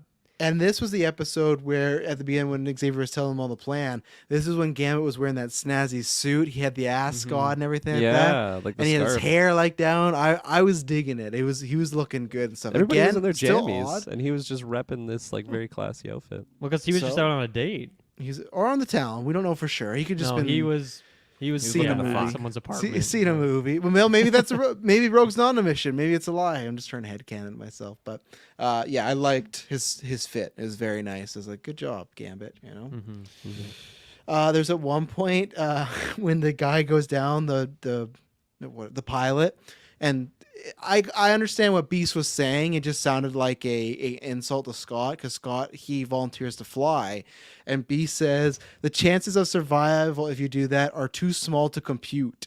So like I get what he was saying, but like such an insult to Scott, like is guaranteed death if you fly this thing. Like don't even think about it. And that's what I meant. Like he is the leader, but I just found this 5 episode stretch like things kept happening and saying where it's just like the chances are too small to compute. That's awful, terrible. You know. I laughed so hard at that line. It just seems like the ultimate diss. It's like, Yes. your penis is so small, I can't even compute it. Yeah, but Beast says it enough way where it doesn't sound like an insult, but it sounds like a backhanded insult. We're like, did he just insult me, or is he saying a fact? It's But the Beast opposite of the Mojo thing, where the ratings were so high that the numbers were not conceivable Yeah. by mathematicians or whatever it was. it's like Ant-Man Quantum Realm, where you're too small to be like you're smaller than small, but then there's Yeah, bigger than yeah. big and stuff. And then this happens a few times. I get it in the finale, or like the final part 5 of this. But at one point in this episode, Jean kisses Wolverine on the cheek. Now again, I guess Jean and Cyclops are technically they're not married, right? Because it was a fake minister. It was Morph, right? So technically they're not married. I'm not saying it's good, but again, it's very. That's a whole debate. She but I should feel not have like, done it. yes, for a guy who clearly on your wedding night was in the danger room in a lot of pain. He's literally put himself through physical pain to get through it. She's kind of leading him on a little by these cheek kisses, and it happens again later on, and it happens like a mini spoiler in part 5, and it's a weird scenario where she kisses him on the cheek, and then she fully makes out with Scott. So Scott's just making out with like whatever Wolverine residue on his beard's going on. You feel like you would make out with Scott first and then give Wolverine. So there's a few. Wolverine residue. Well, Wow. he's a smelly guy. He doesn't look like a clean guy. So I don't know. I just felt like she was, and Scott was saying nothing. So I found it strange that she kissed him on the cheek in this episode. I was like, okay, we're doing this. No wonder Wolverine's Scott all just fucked gets up. off on it because Wolverine can't have her, but he can. So Wow, I was wondering where you're going with that, but that's wild concept. well, in the what was it? A couple years ago in the comics, so it's Power of 10, House of X is now they are a throuple.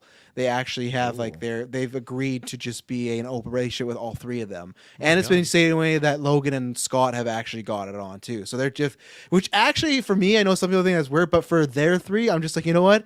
I think that's probably the best route to go because they're always like throughout since like the 60s, 70s, they're going back and forth with each other. If they can make it work, the 3 of them, great. And then Scott sometimes still has a Lot of side thing with tension Emma there. Frost.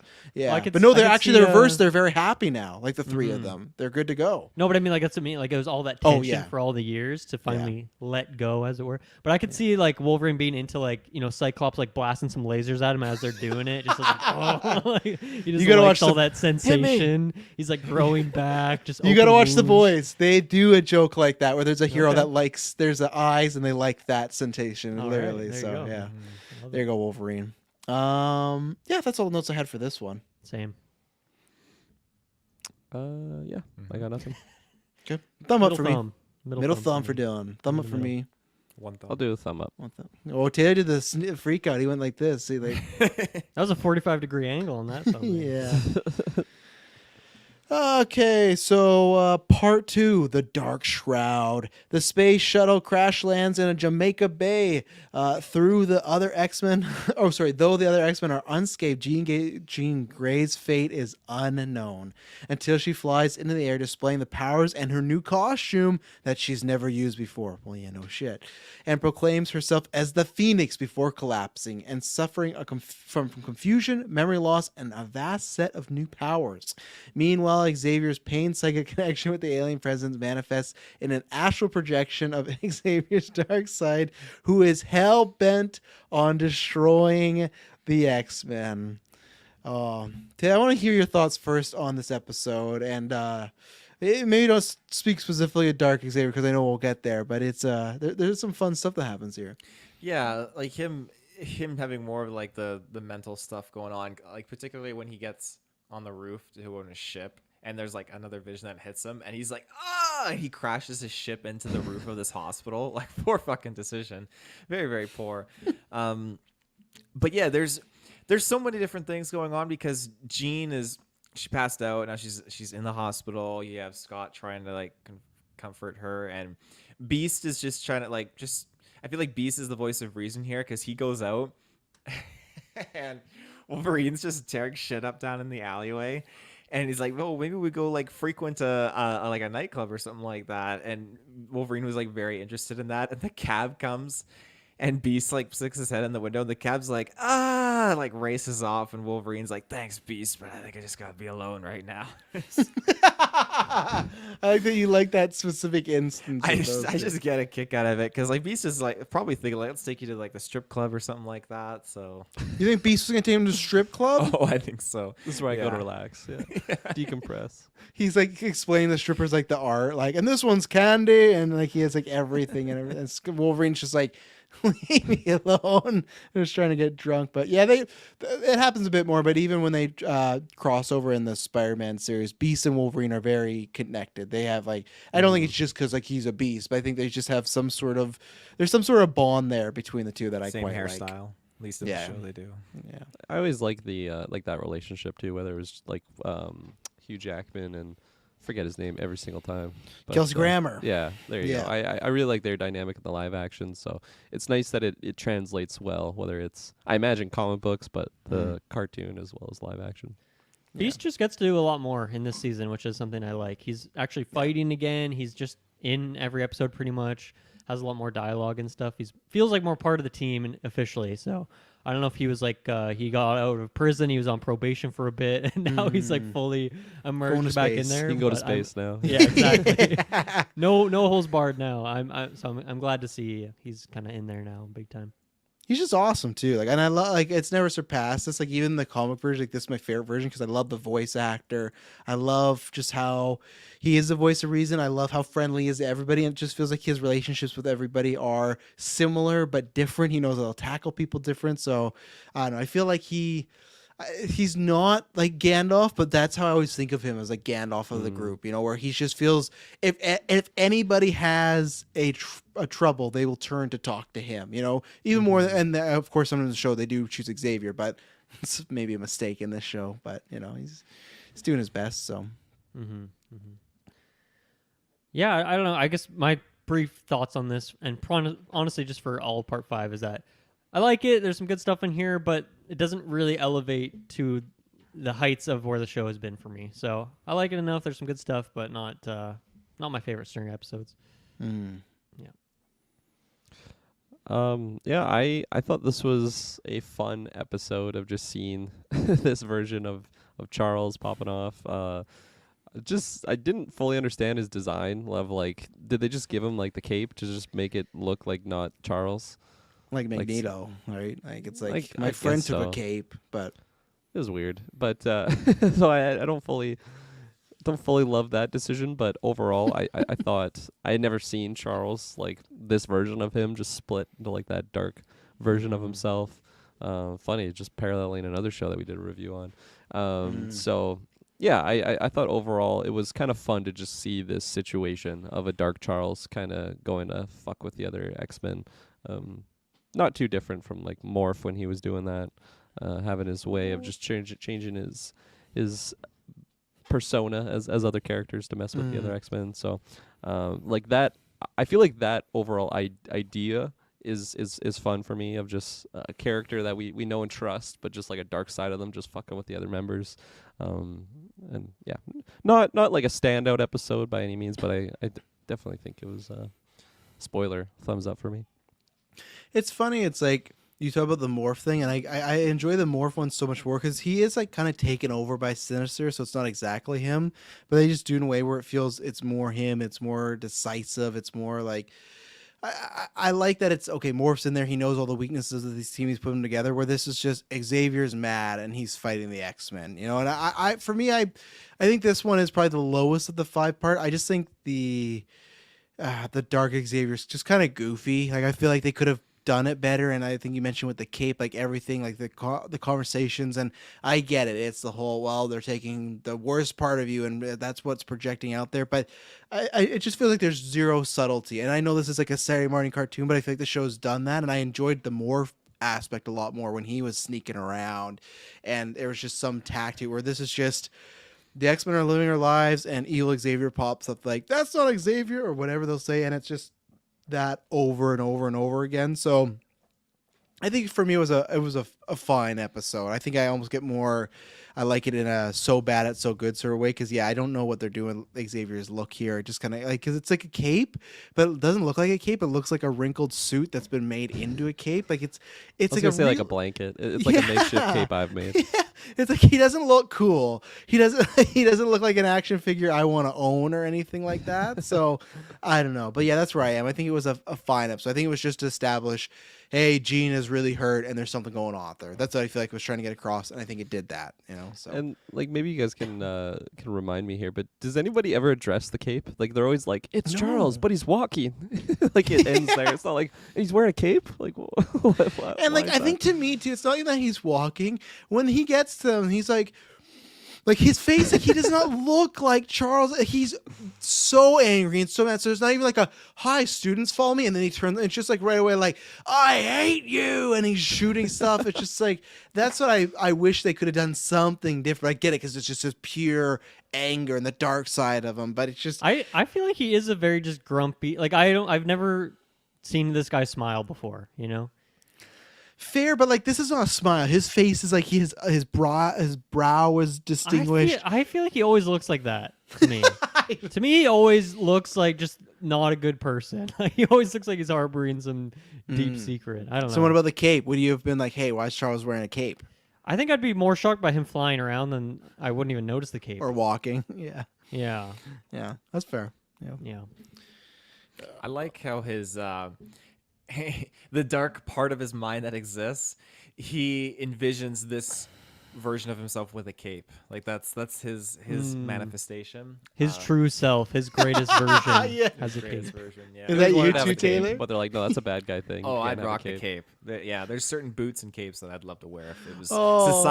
society accepted. But To me, It's you brought this down so much more of me just thinking like Charles. That's what he thinks himself as the badass. Like he has to have this cape. Like he's just thinking like, man, if I did join the Brotherhood of Mutants, like I could have a cape. so he looks in the mirror. He's looking in the mirror like Gary. He's like, "Gotta love yourself." Cape, everything like that. So You season 3 reference. That's a deep cut right there. Just stare, grab a mirror. Speaking of outfits, I'm pretty sure Hank was wearing a Howard the Duck T-shirt. He was. That's in my notes here. Yeah, very cool. That's kind of fun. Yeah. So what is he like a celebrity in this world or he what's could going be, on? yeah, because he is a PI. Like he's supposed to be a PI. So Right, okay.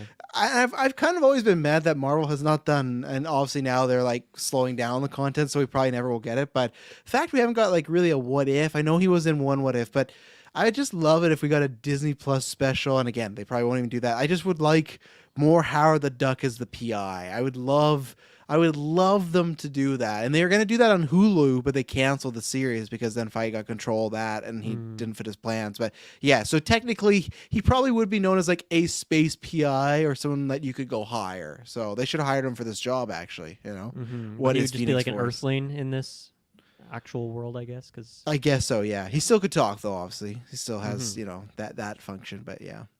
I like that. I also, Kirkle mentioned this earlier, but yeah, just the Phoenix outfit, which we finally get seen here, the green and yellow, is amazing. I always love that suit that's in Ultimate Alliance and all that stuff. So it was good to see that. I like that. That is like a much better suit than what Jean normally has, which is she probably has like the weakest attire of the whole crew, right? And I think this gives her that. This puts her like in that top echelon now. She's got that very powerful hair as well in this outfit. Oh my god, it's huge. Yeah, very voluminous. You know what I'm trying A to say. lot of volume to it. Yeah, there you go. That's an easy Oh, way I to say know. it. Oh, and me and Emma were Melandra has some talking. pretty wild hair too. We talked about her outfit, but like her hair is like, first of all, it's like 2-dimensional, right? Like obviously this is a 2D animated show, but like it's like a sheet of paper with like cut out little triangles. It's very bizarre. Like, yeah, me and Emma were talking about, like, 'cause we were talking about 1 year, because we were 1 year going to do Wolverine and Jean, and we could never find, like, a good Jean costume. So we said in the future still have to do it. And she's like, oh, talking about the hair, like, that could easily do. And then, like, well, what about Lalandra's hair? And, like, it's just, like, it's the way it's out, and then it goes in, and it's out. Like, it's literally, like, I don't know, would you think it'd be, like, gel down, or has it cut that way, where it's, like, shaved to her head, and then Goes to another shaved to her dimension. head, I don't out. know. I think Space it's just hairstyle. like on this planet, like creatures from that planet, their hair is made of like clay or something weird. I Antennas. don't know. Like, it's definitely Antennas. not. Yeah, it's not the same hair that we have. It's all circuitry. But yeah, that hair is great. And it's tough because they've tried to do variations, and I feel like some more current stuff's good. But that's always been the problem with Jean Grey, is they broke the system by they gave her best costume in like the Phoenix saga. So like her costumes always kind of just suck because they never are that. And it's always like you want, like the go-to for Wolverine is always the blue and yellow, right? So it's like at any point, well, we put him in the blue and yellow. But you can't like put her in this stuff because like there's a meaning behind it. But it always sucks. It's like this and the Dark Phoenix one's red. Like these are the coolest aesthetics. For me, I always like, I think sometimes in comics they just made her keep like the green one because like, well, it's the light side and stuff. But like, yeah, it always they kind of put themselves in a hole when they did this because her costumes always are kind of mid. Like there's Her nothing head wrap thing. Yeah, not a fan of it. It's very Gambit. And plus, Gambit has a head wrap thing. You know, Yeah. you don't need two people with head wraps. You know, lose it. You know, so. Yeah. There's at one point I have a note that right before they crash and Jean gets incapacitated. Now, obviously, this is in the Dark Phoenix saga, but this would just make me worry. She's describing how strong her powers are and it's flowing through her body. And she says this line, she says, I feel like I could crush the moon. I feel like if anyone would make that example, that would be a big red flag for me. I'd say we definitely need to watch this person because just describing your power of I could crush the moon. Why are you thinking that? Why are you thinking about crushing the, like, why is that the thing you jump to? So I found that was a very, I would be worried if I was on the team. Like, hey, we got Definitely a red flag. yeah.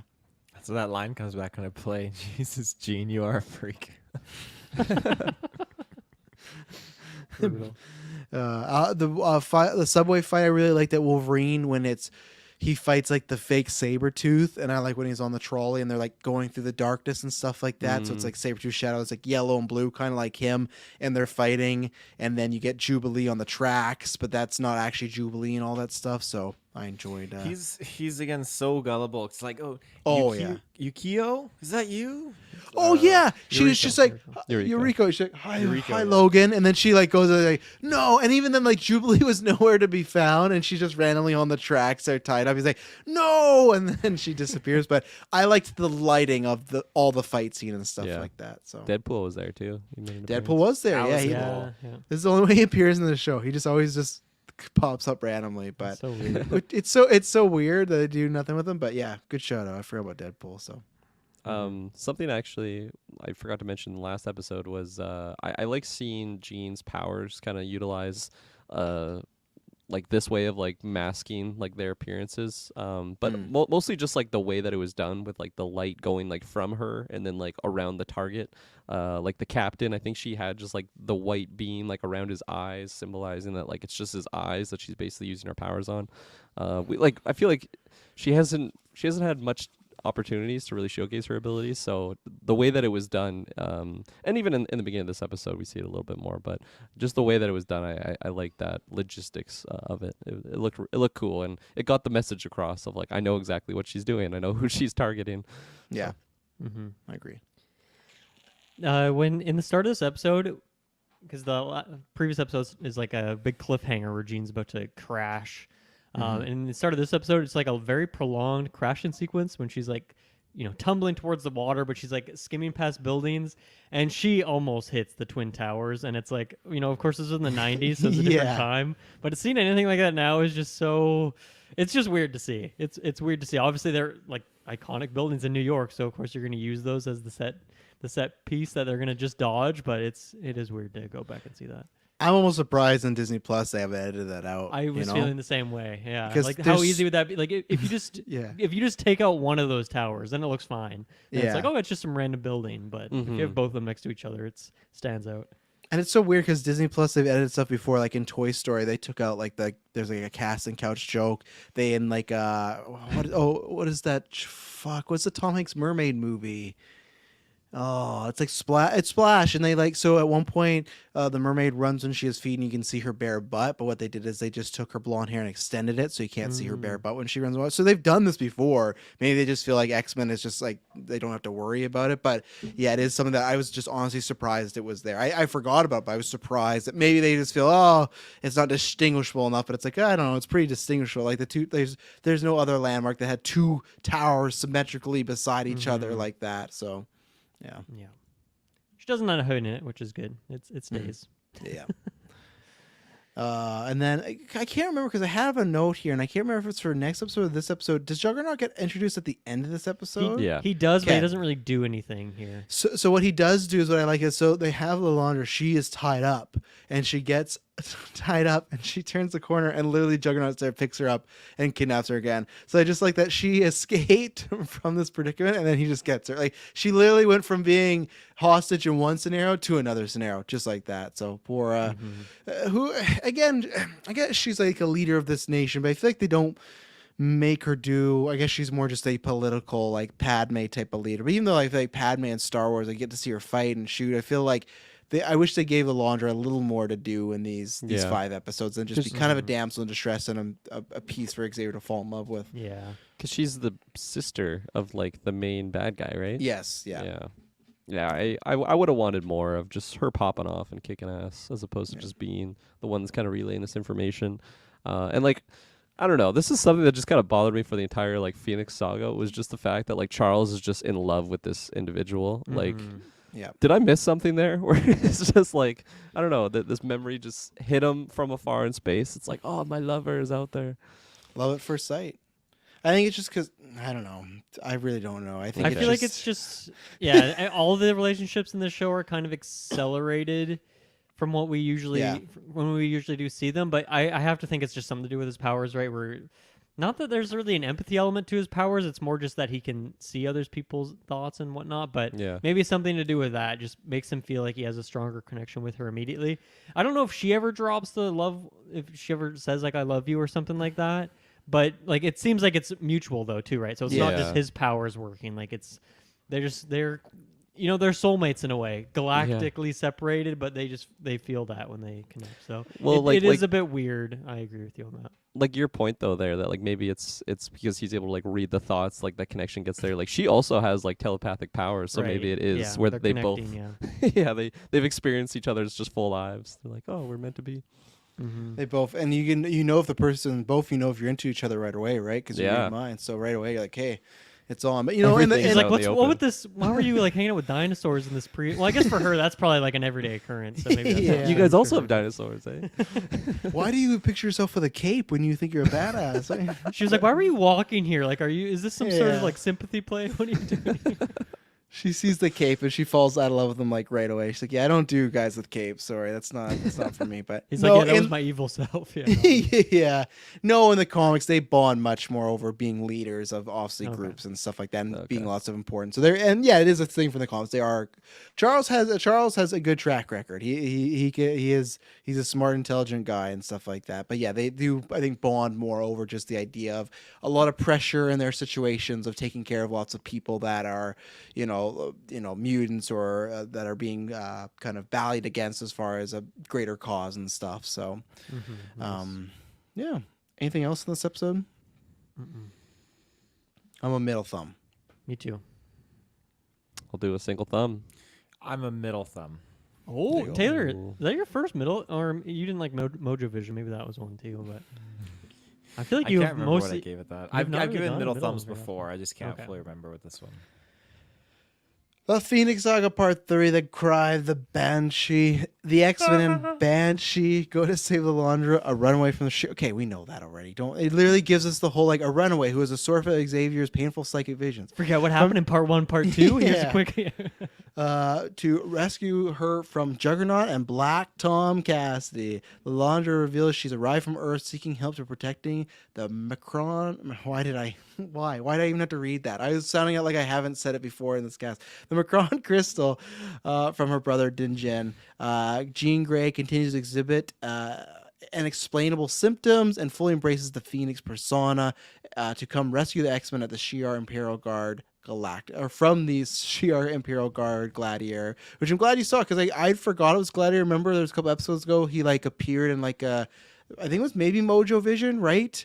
There was like when they were throwing out random characters, I think he was one that like one of the robots like Oh. shaped to be Gladiator, right? And we were like, oh, I it looks totally like kind of like a forgot about Marvel. Yeah, so that's who that was because I'd forgot about Gladiator because again, not the biggest Shi'ar Empire guy.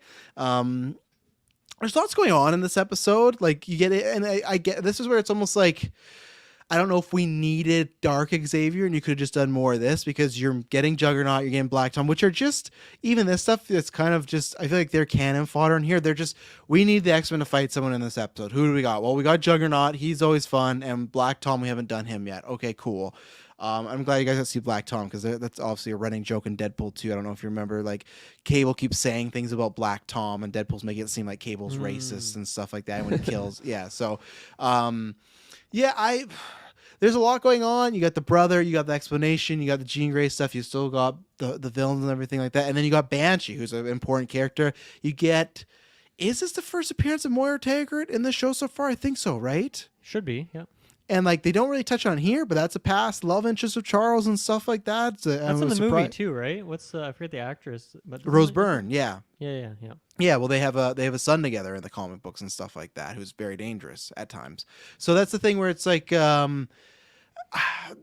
lots going on. It's not that I didn't like it, but I think it's I think you could have spaced it out better from the other episodes. So I like it, but I think this is more a action type episode of some fighting and not too much. There's the story, but it's kind of in the sense as I gave it out there. So I liked it overall.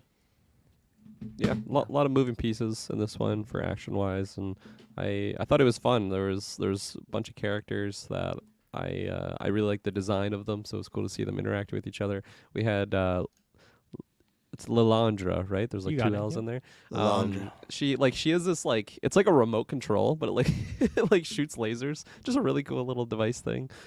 She had there. No beams out of her hands like Eric, but yeah, it was just cool to see a bunch of different people popping off and interacting with characters that I wouldn't have assumed. I did not think Lilandra was going to be fighting Juggernaut coming into this, but here we are. I Yeah, guess I it's a weird did. I guess I pairing, knew I at the end of the previous episode because it leads into it, but still. Also, I have to correct myself that Moira is not the mother of his son. She just helps Xavier his son. But I know I was going to get dinged on that, so I popped in my mind like, actually, is that true? So there you go. Saved us from a 1-star review. Yeah, 100%. Because That's not Moira's she's not a mom. mutant, right? She's just a regular. Maybe not. For most of her history, no, but they did a massive retcon of House of House of X Power 10, that she has this immune ability where her life, like, she keeps reliving her life. She'll die, she can get sent back, and it starts over and over. It's a very convoluted storyline. It's fantastic. House of Tempest X is maybe one of the best X-Men or the best storyline, but it's written in a way where she has like conscious, like she has past lives, but all of them are of Moira, and none of all of them are in the same timeline because she's trying to stop like an X-Men apocalypse. So it's kind of like she has to keep reliving things, and she has to like fall in love with Xavier, even though they know. So she wasn't, but now she is. As far as just the past 5 years, I'm thinking about this powerful child that you're talking about. I would assume would be, double mutant relationship going on here. Xavier and another mutant. and it wasn't. It was just some political person Xavier had a relationship with. That's what what's her name? She was a Israel diplomat.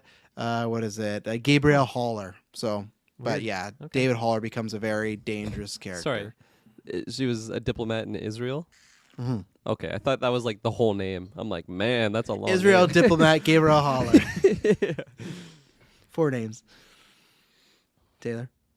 What was my point? Yes. Oh, Banshee's this guy's name. Yeah. I don't think I can't. At least I can't remember. Like, has he been in the movies? He's in at First all? Class. Yeah. He's in First Class. I still can't even I don't remember remember him all because that. I was wondering like. I was taken aback, and this is when Madison woke up in the morning. He's like, "Taylor, what are you watching?" Because Emily said the same thing. She hated the sound. Oh, she hated yeah. that sound. Charles is falling, and then Banshee jumps off. Oh, like glides to save. It's like, what the fuck? But you can't even do. It's so hard to recreate that exact sound and stuff. We should have gone, but it's just like it's just I don't know what it is. It's like someone who is screaming but trying to whisper at the same time. It's a weird mixture between the two. I would never want that guy to like fly me around places because you just have to hear that like right next to him. Mm-hmm. Yeah. Trying to sleep. Yeah, poor guy. His vocal cords must. Well, they probably have big regeneration on them. Or Yeah, something like they that. probably got abs on them. They're so jacked up. Looking like bones. Great cheese. Yeah. Yeah. I mean, I've said my piece for kind of my thought on these whole 7 parters here, but where did there's something I wanted to immediately start with. I don't know. I can't remember what it was, but I guess just talking about some of these characters. So, okay, first of all, I need to get this figured out right now. You know, in the Lord of the Rings animated movie, how they're like, okay, it's some voice actors are saying Saruman, but then they changed it. It's like some of them are saying Aruman, and it's like very Yeah. confusing. Yeah. I could not figure out if Lalandra's brother is Takan or Dikan because I feel like every voice actor was saying something different. So how the fuck is it a T? Is it a D or am I just way off? I really need. It's a D. help. It's spelled D-K-E-N. So it's Decan. Dikan. Dikan. Okay, I The ones that really don't swear like him, it calling was him Dickhand. Dikan. I was so Decan. I was so confused about that many Yeah. times. No, it's Decan. Yeah. We get introduced to him and stuff like that. Not much in this episode, but he's just an evil emperor guy, you know. Yeah. For these other like newbies in here, I like the look of everyone. Like I love the look of Gladiator, the purple skin, he had a little Thanos vibe to him. He's just essentially Superman in his aesthetic. But then he's got like the blonde or not the blonde hair, what the hell? The blue mohawk Yeah. is what he's got going on there. So I think character wise, like there's nothing about his personality or anything that's particularly interesting. But I like the look and I like that he's kind of this very powerful being. I'm trying to think if it's hard to remember when things happen in this, but is this the episode when he's fighting everyone? I guess it is. And then Phoenix shows up at the end and just fucking destroys him, launches him into just outer space immediately. I was very impressed by that. And I guess it's, like her power, Phoenix power is like, I guess that's just the most powerful character we've seen in the series at this point, right? Like that's, her level of strength is insane. She's like a top tier. Like I think if you make like a list of the strongest Marvel characters, I think she's like the top 3 or something like that. Especially when she's Dark Phoenix. But yeah, she's she's just like an OP. That's why you got to have someone emotional attached to the Phoenix because it's just such a buffer. It just all your powers are enhanced. The same way mutants when it's like, oh, you all got super strength. This is like super strength, like times 30 and everything like that, and durability. So yeah, they didn't Juggernaut, Black Tom, Impenetrable Gladiator. shield, like Gladiator of anyone should be able to get through that thing, but no chance whatsoever. Didn't even flinch. No, it's embarrassing for them, you know. Mm-hmm. You know, so Jean Grey, they don't know it's the Phoenix yet. They just think it's Jean Grey and stuff like that. But Yeah, exactly. yeah, I actually didn't have. Again, I wasn't sure with my note if No, I think it's next episode because I have a rogue note. But yeah, I didn't have too much on this episode because, like I said, I feel like everything that I talked about was probably in my opening, and it was just more so. It was some information and some fights along the way. That was pretty much it. So I- oh, sorry. You can go ahead. You go ahead. I was gonna ask, like, Banshee was the one that like knew about the castle because it's like his family's castle or something, right? Is that Yeah, the because he has character? those visions about my family royal crest. Well, 'cause Yeah. that guy's his brother, right? The Yeah. what'd you say? You're saying Black Tom? Was that the guy in the purple red suit with the staff, Yeah. or is that okay? Yeah, that was who can do Oh, wood okay. I never caught his manipulation. name in the show actually, but Yeah, that's Black you Tom. mentioned I that. think I totally missed that they're related there because, like, that connection, it's just like, are you fucking kidding me right now? Like, this one guy that hasn't been in the show this whole time, he's just here and he's like, I know where that is. That's my family's castle. That's it just, classic. it was very, very weird for me where I was like, really? Like, we're doing this? But I clearly missed the connection there with the family. X-Men, man, does that trope more than anything else. Like fucking yeah, I kind of forgot once again that Juggernaut and Xavier just like half brother. Like Yeah. everyone is just fucking related in this thing. It's Oh, yeah. craziness. Big family affair going But on. speaking on the look, once again, I guess Black Tom's his name. I just wrote down purple red guy, but I love the look of his outfit and his weapon as well. Mhm. The he has like a bit of a Magneto hairdo going on there. I love the look of him. Once again, looked great. But once again, character-wise, I don't have much to say. Like, he was kind of No, controlling he's just Eric the kinda Red. He's kind of the conduit, I guess, between them and Takan and whatnot. I guess one thing I did like is when Eric the Red, I forget exactly how the situation goes, but what is it? Eric, like, comes down to talk with, I guess, Black Tom on the castle, and he's like trying to pull a fast one where he's trying to just get Yeah. all the money. He's trying not to be a good guy whatsoever. But then Juggernaut just comes out and once again pops off on him. So I feel like in this episode we're seeing a lot of just like the variable strength of these characters, and some people just are no match for others. And obviously, Yeah. what is fucking Eric the Red with his weird hand cannon and his pistol His going to do gun, against yeah. Juggernaut? But he Juggernaut got could have just destroyed. squished him right there too, like the Mhm. toothpaste tube or something. And I Yeah, think it's just for exactly. me a weird connection of these. I get why, but it's just like these big time space characters like doing deals with Juggernaut. There's just something odd This about. is the thing. This is why I don't like Eric the Red, because like he screws over like Black Tom, and then Juggernaut's like, "You pay him the money." And what does Eric the Red do here? He hits a button and sends his astronaut mind control goons to start shooting at Juggernaut, which does nothing. And then finally Eric's like, "Okay, fine, we'll pay you." Like, he's such an idiot. It's not how it's not how I thought the scene was going to end either. You're right, Taylor. That was kind of weird. He's like, well, okay, we can go back on this. Let's forget what just happened. I'll give you the money. All right, It's I'll very pay you. weird. Don't forget though, after that Juggernaut fight though, Jubilee doesn't like fully win, but she's starting to fuck Juggernaut up at one point. She does this move where she gets behind Juggernaut and she's like uses her powers like the most she ever have, and it's a big thing. And he does say it tickles, but still he gave out. He said that, but it was weird because he's like, "Oh, that tickles." Oh, like he wanted to make the insult, but it wasn't. It was still hurting, but he still wanted to like put it down to Jubilee. But yeah, she's her powers are gaining. They're hurting Juggy. That actually reminded me of, I think it was, I guess it would have been the start of this episode. Maybe it was the end of the last one. It's all starting to blend together here. Yeah. But when it's like Xavier and Lalandra like in that building still on that island, and he's like, Xavier's like, oh, his weakness, his flesh and stuff, it's too strong. You gotta, his head, that's where he's vulnerable, his mind. But then she just shoots his helmet off his head. I'm like, what's going on here? Well, that was I the thought you were plan, talking right? about like how he's impenetrable, but then like his helmet is like just clicked on with like a Lego piece or something. You can just pop it off with a little The most light important laser part, beam. because It's his so head, dumb. his head is the weakness, so his most important part is the easiest to get off. Yeah. So goofy. Yeah. And Juggernaut's got to work on that. They've beat him like 3 times already by getting his helmet off, Like, like it's like a chin strap or something. Like, it's an easy that goes add-on, around I his think. whole body. Like he actually should just make a one-piece suit like that, like it doesn't detach at the head, because why is he having to take it off? Just like a one piece that he could like step in and out of. But Yeah. Xavier gets the best of him again. When Just ruining his complex too. He already hates his stepbrother, and now it's like 3rd time he's gotten beat by Xavier. when Juggernaut was popping off in the beginning there, attacking Charles and Lalandra, he like throws something at Charles, and Charles just does this like quick eject like on his wheelchair where he just like slides down the bottom. It was perfectly timed because he dodged the attack, but I was like, I wonder how often he actually uses that. Maybe just to get ready in the morning or something. I don't know. And why did he put it in? He was like, what situation did he have? Like, I need a downward eject. I need button to on the slide chair. down. Yeah. Yeah. Something with Juggernaut. What are you laughing about, Taylor? I'm just thinking of him like using it like, oh, he's thinking he's gonna get lucky or something, so he just doesn't slide off into his bed or something like All of that. his clothes get removed. Oh, too. yeah. She's like, oh, I was actually gonna send you home, and he's just butt naked. Can you help me back in my chair? Can you put those clothes? Can you hit the reverse slide button? My clothes go right on. It's just I can't get it. Oh man. Anything else in this episode? Not really.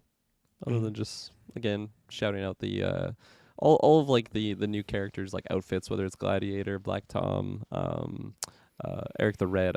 I really like their very different costumes. That stupid name. Eric the Red. And like he said that's not even like his actual name. He's It's like not. my He name on changed it. Earth is Eric the Red. Yeah, because like, it why was I Eric? can't remember. It's not Shakir, but it's Shikari or something.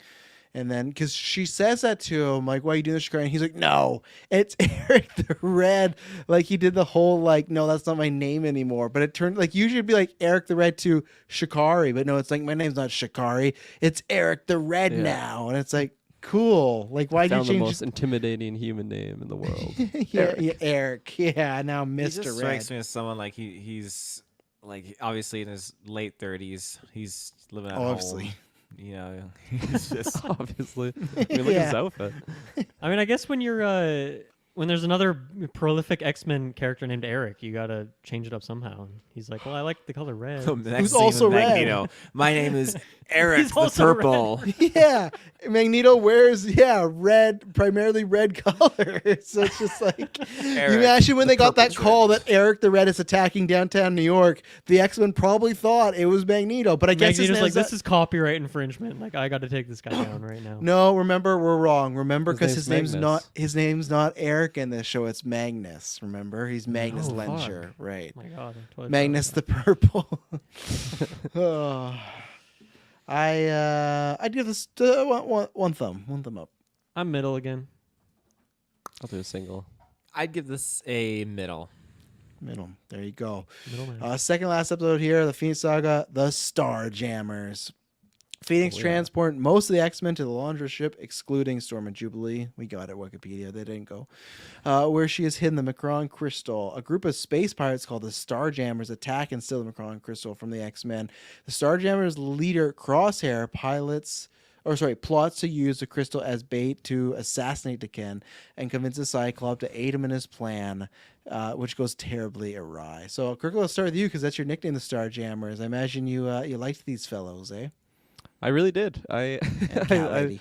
I liked again just like their overall appearance. I like all the design and the costumes and everything. It's just I don't know. I feel like it's something with this 90s animation style and just like bringing back nostalgic memories of just watching shows like this and seeing characters like this. It really just I feel like built that foundation for my love of these like very action figure looking characters. Very like anime style, but like westernized at least. So yeah, overall, I just really like the design of them. We saw a bunch of different characters in here too. For like quick instance, like I'm pretty sure I saw Doctor Strange at one moment too. So just overall, I feel like this episode brought a lot of just fun visual things for me to see. We again got more Phoenix moments of her just popping off, and it was good time.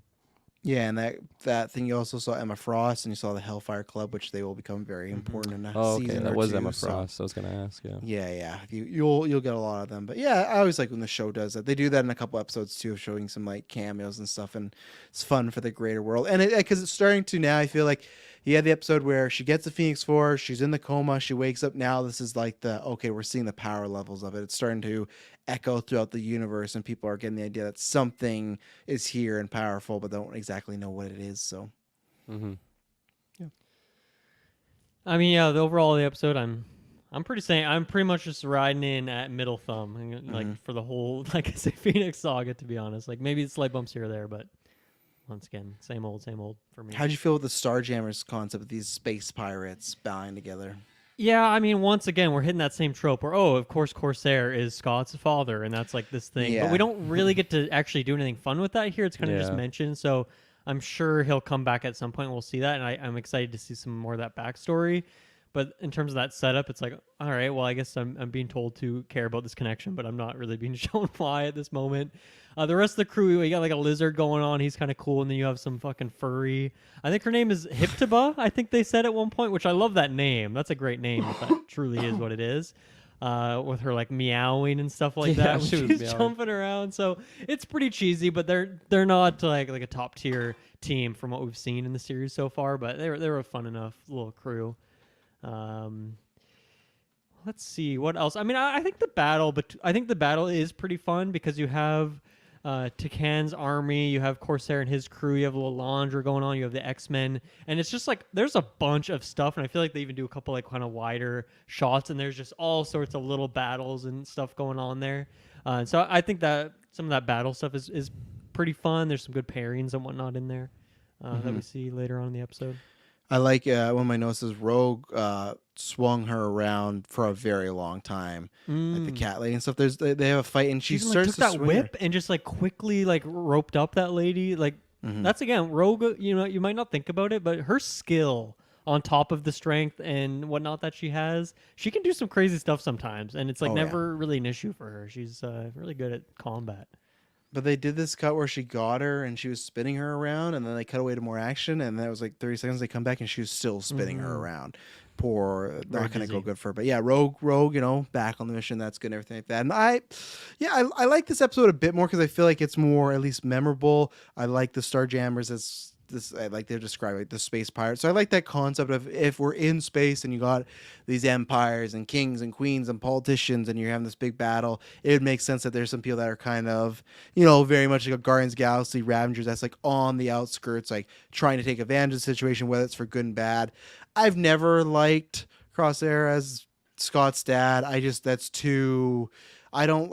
It's just starts to get too big as far as I like his parents are just regular people, but that's not the case. And you know, it's just like, yeah, your dad is now a space pirate that's a part of this big war and everything. It's too grand. It's too chosen one for me. It's not even like it's a chosen one complex. It's just it's not needed. I don't think in here nor in comics does it really enforce much on Scott as a character. Like it doesn't change anything. And he's not like, okay, well, I'm gonna go be a space pirate now. He does, like he's always the X-Men. He's always a leader.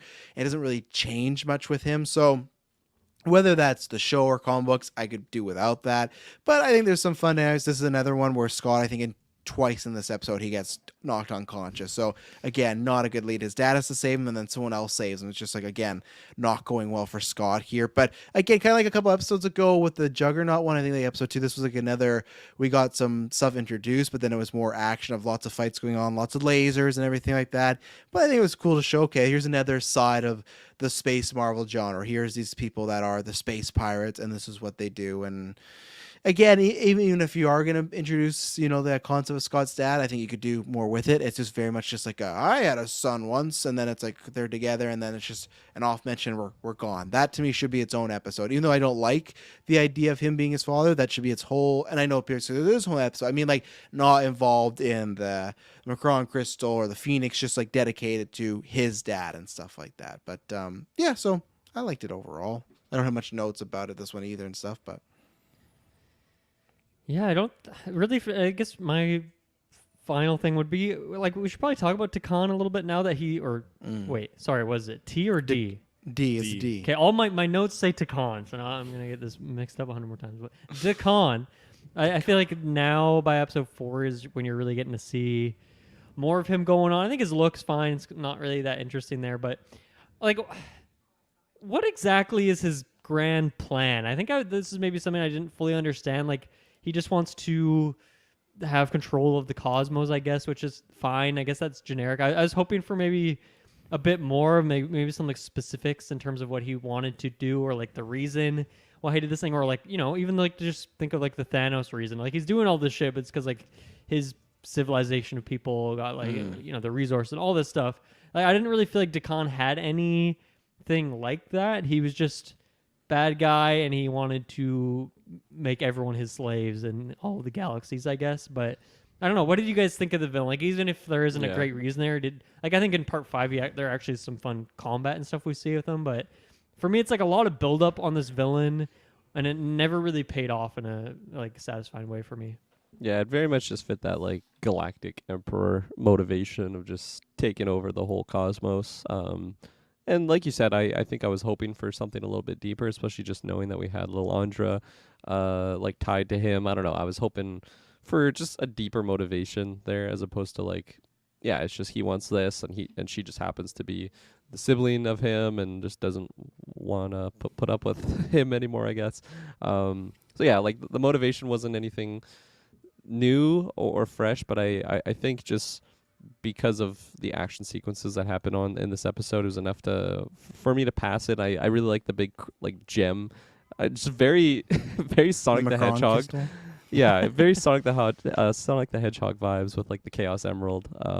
So I liked all that stuff, and just for the different characters on screen, I think it was enough for me to just enjoy it a lot more and have that. Any take on like the Galactic Empire is just a fun take for me. I think, and this was basically the whole shebang. So Yeah, I'm on the opposite side. He's just there to get us to the Phoenix stuff. He's just like, we need a big bad guy who wants his power. Why couldn't he? So he can be more all powerful. And I think, like he said in the next episode, there's some fun things they do with that. But I feel like they could have done that with any character, like some of the visuals they do with this character and the powers he gets. So, but again, that's me self-admittedly at the beginning of that. I'm not the biggest fan of like the sheer empire and space stuff of the X-Men. So that's why it does all right for me. I think again, maybe if you could have had another episode focus on that relationship with the brother sister more so than some of these other journeys we went on. So I think it's like a serviceable, okay, mega bad guy we got to take out. That's the goal, you know. Yeah, he's just an all-time bad dude that wants to get this gem and create his universe inside this gem and put everyone in it to live in this world where he has ultimate power. I took it as like inside the gem, that's where he was like maximum power. Again, I mean, we'll talk about how his downfall occurred in the next episode, but yeah, he's just that was all that I kind of picked up on there. The whole Scott's dad kind of thing, like that was interesting because I felt like, yeah, my interpretation was that his parents were just normal and they didn't like him because he was a mutant and all that jazz. Left home when he was little or like a kid, so seeing his dad be a space pirate was very interesting. And I like that we're kind of in this whole era of space with the MCU because I feel like they could easily tie in the X-Men and their whole space adventures now into the Marvel Cinematic Universe because we're really space heavy now in the MCU. So I think that getting more showcase on these empires and stuff is really, really cool, and I really do like it. But at the end of the day, for this arc, seeing more of Jean be like a good hero and all that kind of stuff was great, and not being like an evil Phoenix Force, which I really do like. I thought it worked out. I will say that when the pirates attacked the ship and they just like, oh, we have to reset the stun ray for a human, like, man, that ray just fucks them up. Holy smokes. Anything else? Checking my notes. No, I just had Rogue swinging. Rogue swinging. The cat, of course. She's swinging. Nothing. All right. Middle thumb Middle. for me.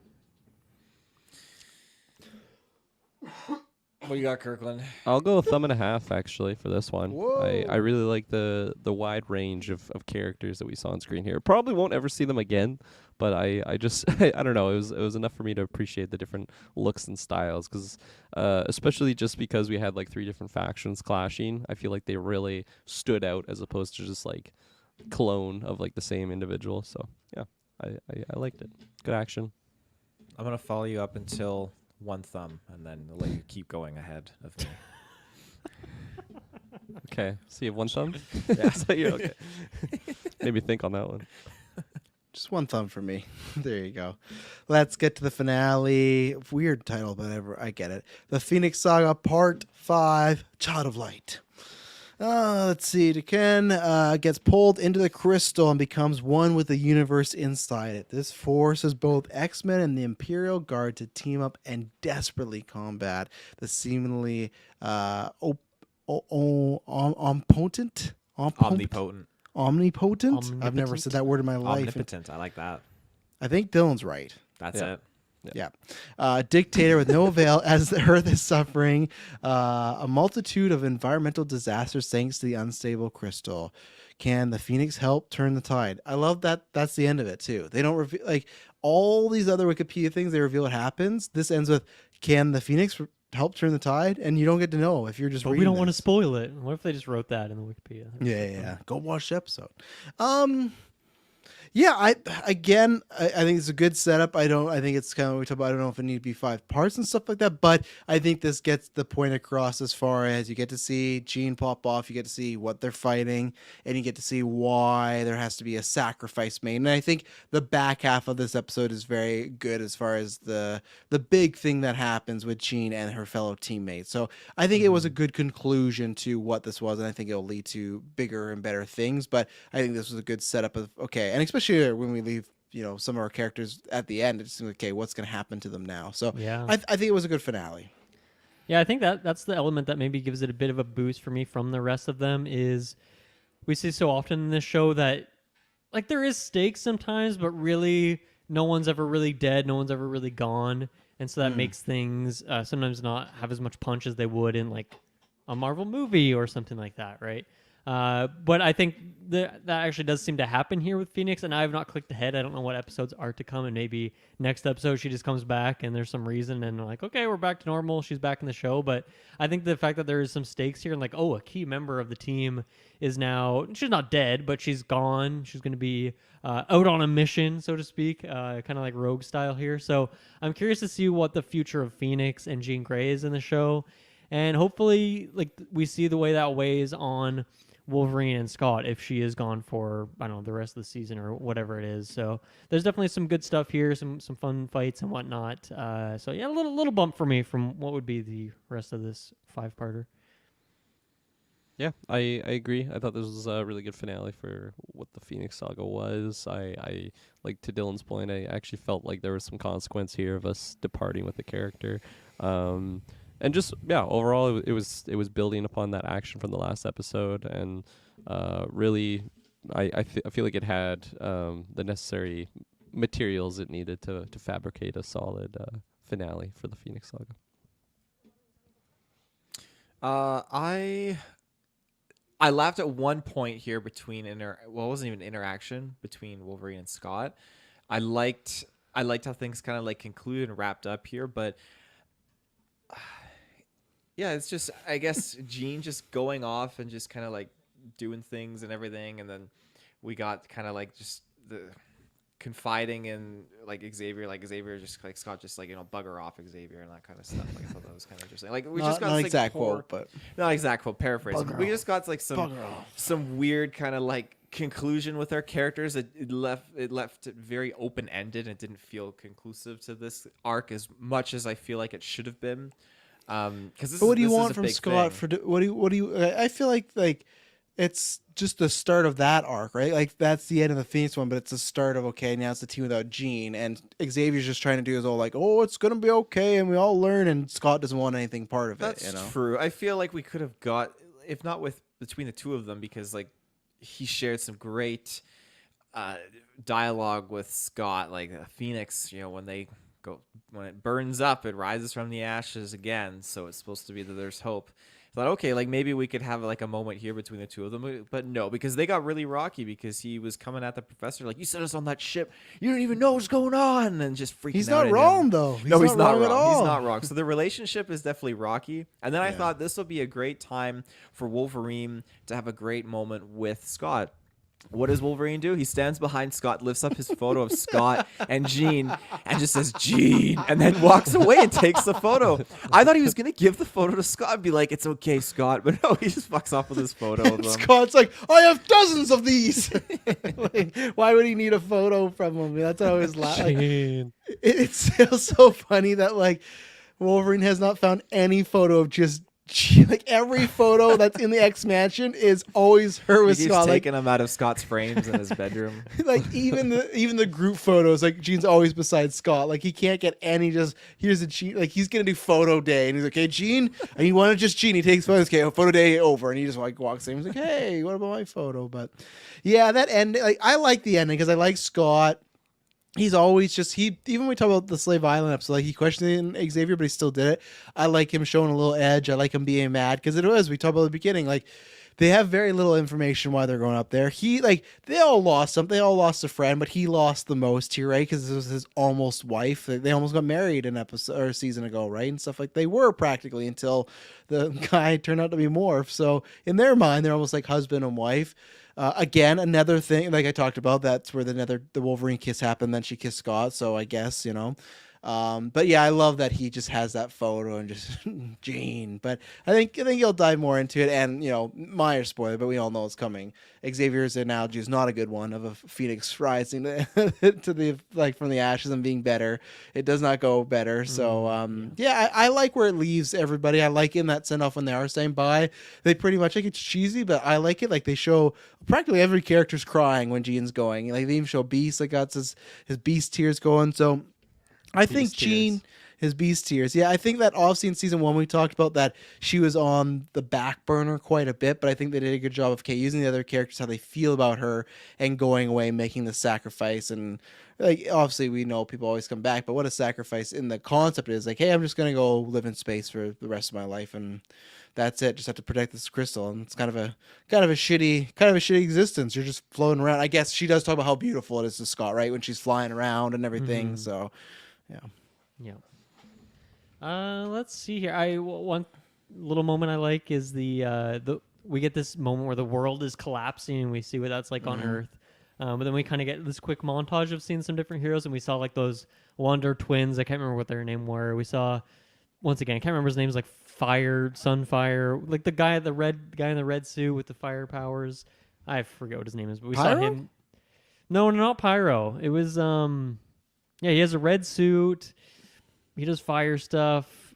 We saw him at some point. Okay, I can't remember. I missed that one. He was a very, very quick montage of just seeing him doing some save the day stuff. So I don't know. I always like when we. They never forget some of those characters. Obviously, the Morlocks came back earlier, but I like seeing a couple of those guys. And then I really like the final battle in the Crystal Realm when they're in there and like all these illusions, or they think they're attacking Dakan, but then it ends up being just a fake. He made it. It was like some piece of rock. They're on some weird planet. There's like some clay creatures and stuff. It's very zany. It's very over the top, but I liked it for that reason. I like the confusion they all had in fighting this kind of just inconceivable power. So there's some good combat in there. And at time Conan's like a kaiju. He's massive. He's walking around and stuff. Yeah. You forgot to mention, I'm not sure if you mentioned it later, but in that montage we saw 2 other Marvel heroes too. Did you see those guys? They showed Spider-Man. Because you saw I did not see Spider-Man. What the hell? So it's a I'm quick going on cut. Disney Plus right now. It's a quick cut. You see just just his arm shoot a web and grab somebody. So it's just the arm and the web, and then you see War Machine as well. War Machine is like it looks like a, I don't know, political building. Like there'd be like a Senate hearing going on, and War Machine's like flying 2 people out of there and stuff like that. So you had those 2 as well. So that's what I liked, is showing that not only just the X-Men people, but just around the Marvel world, there's stuff going on. So much like the Doctor Strange, much like Punisher, I like when they throw that in there. And it's fun because later on the X-Men do go into the Spider-Man show. So it's almost like a fun kind of alluding to when they will meet up. I want to rewatch that episode knowing that now. Oh, it's a great one. Yeah. I'm gonna try and find this. Yeah, no, I'm with you. And I like the final fight. It's a good time. I like Dakan. Like again, as far as the villain and the motivations, they're fun. But as a big boss battle with all his power, it's great. And some good visuals in there. Oh, so you mentioned Doctor Strange. Sorry, was that this episode or last episode? No, last episode. I was just saying as like okay. I was just saying an example. Like when they do that, they show like little flashes of the people Doctor Strange thing was when Jean was like essentially calling on. Yeah. Like different, very powerful creature. Like even though none of them actually came to save the day, so it was kind of weird. But it was like, just quick shots. Strange, like I'm not doing that one. I'm on vacation. Yeah.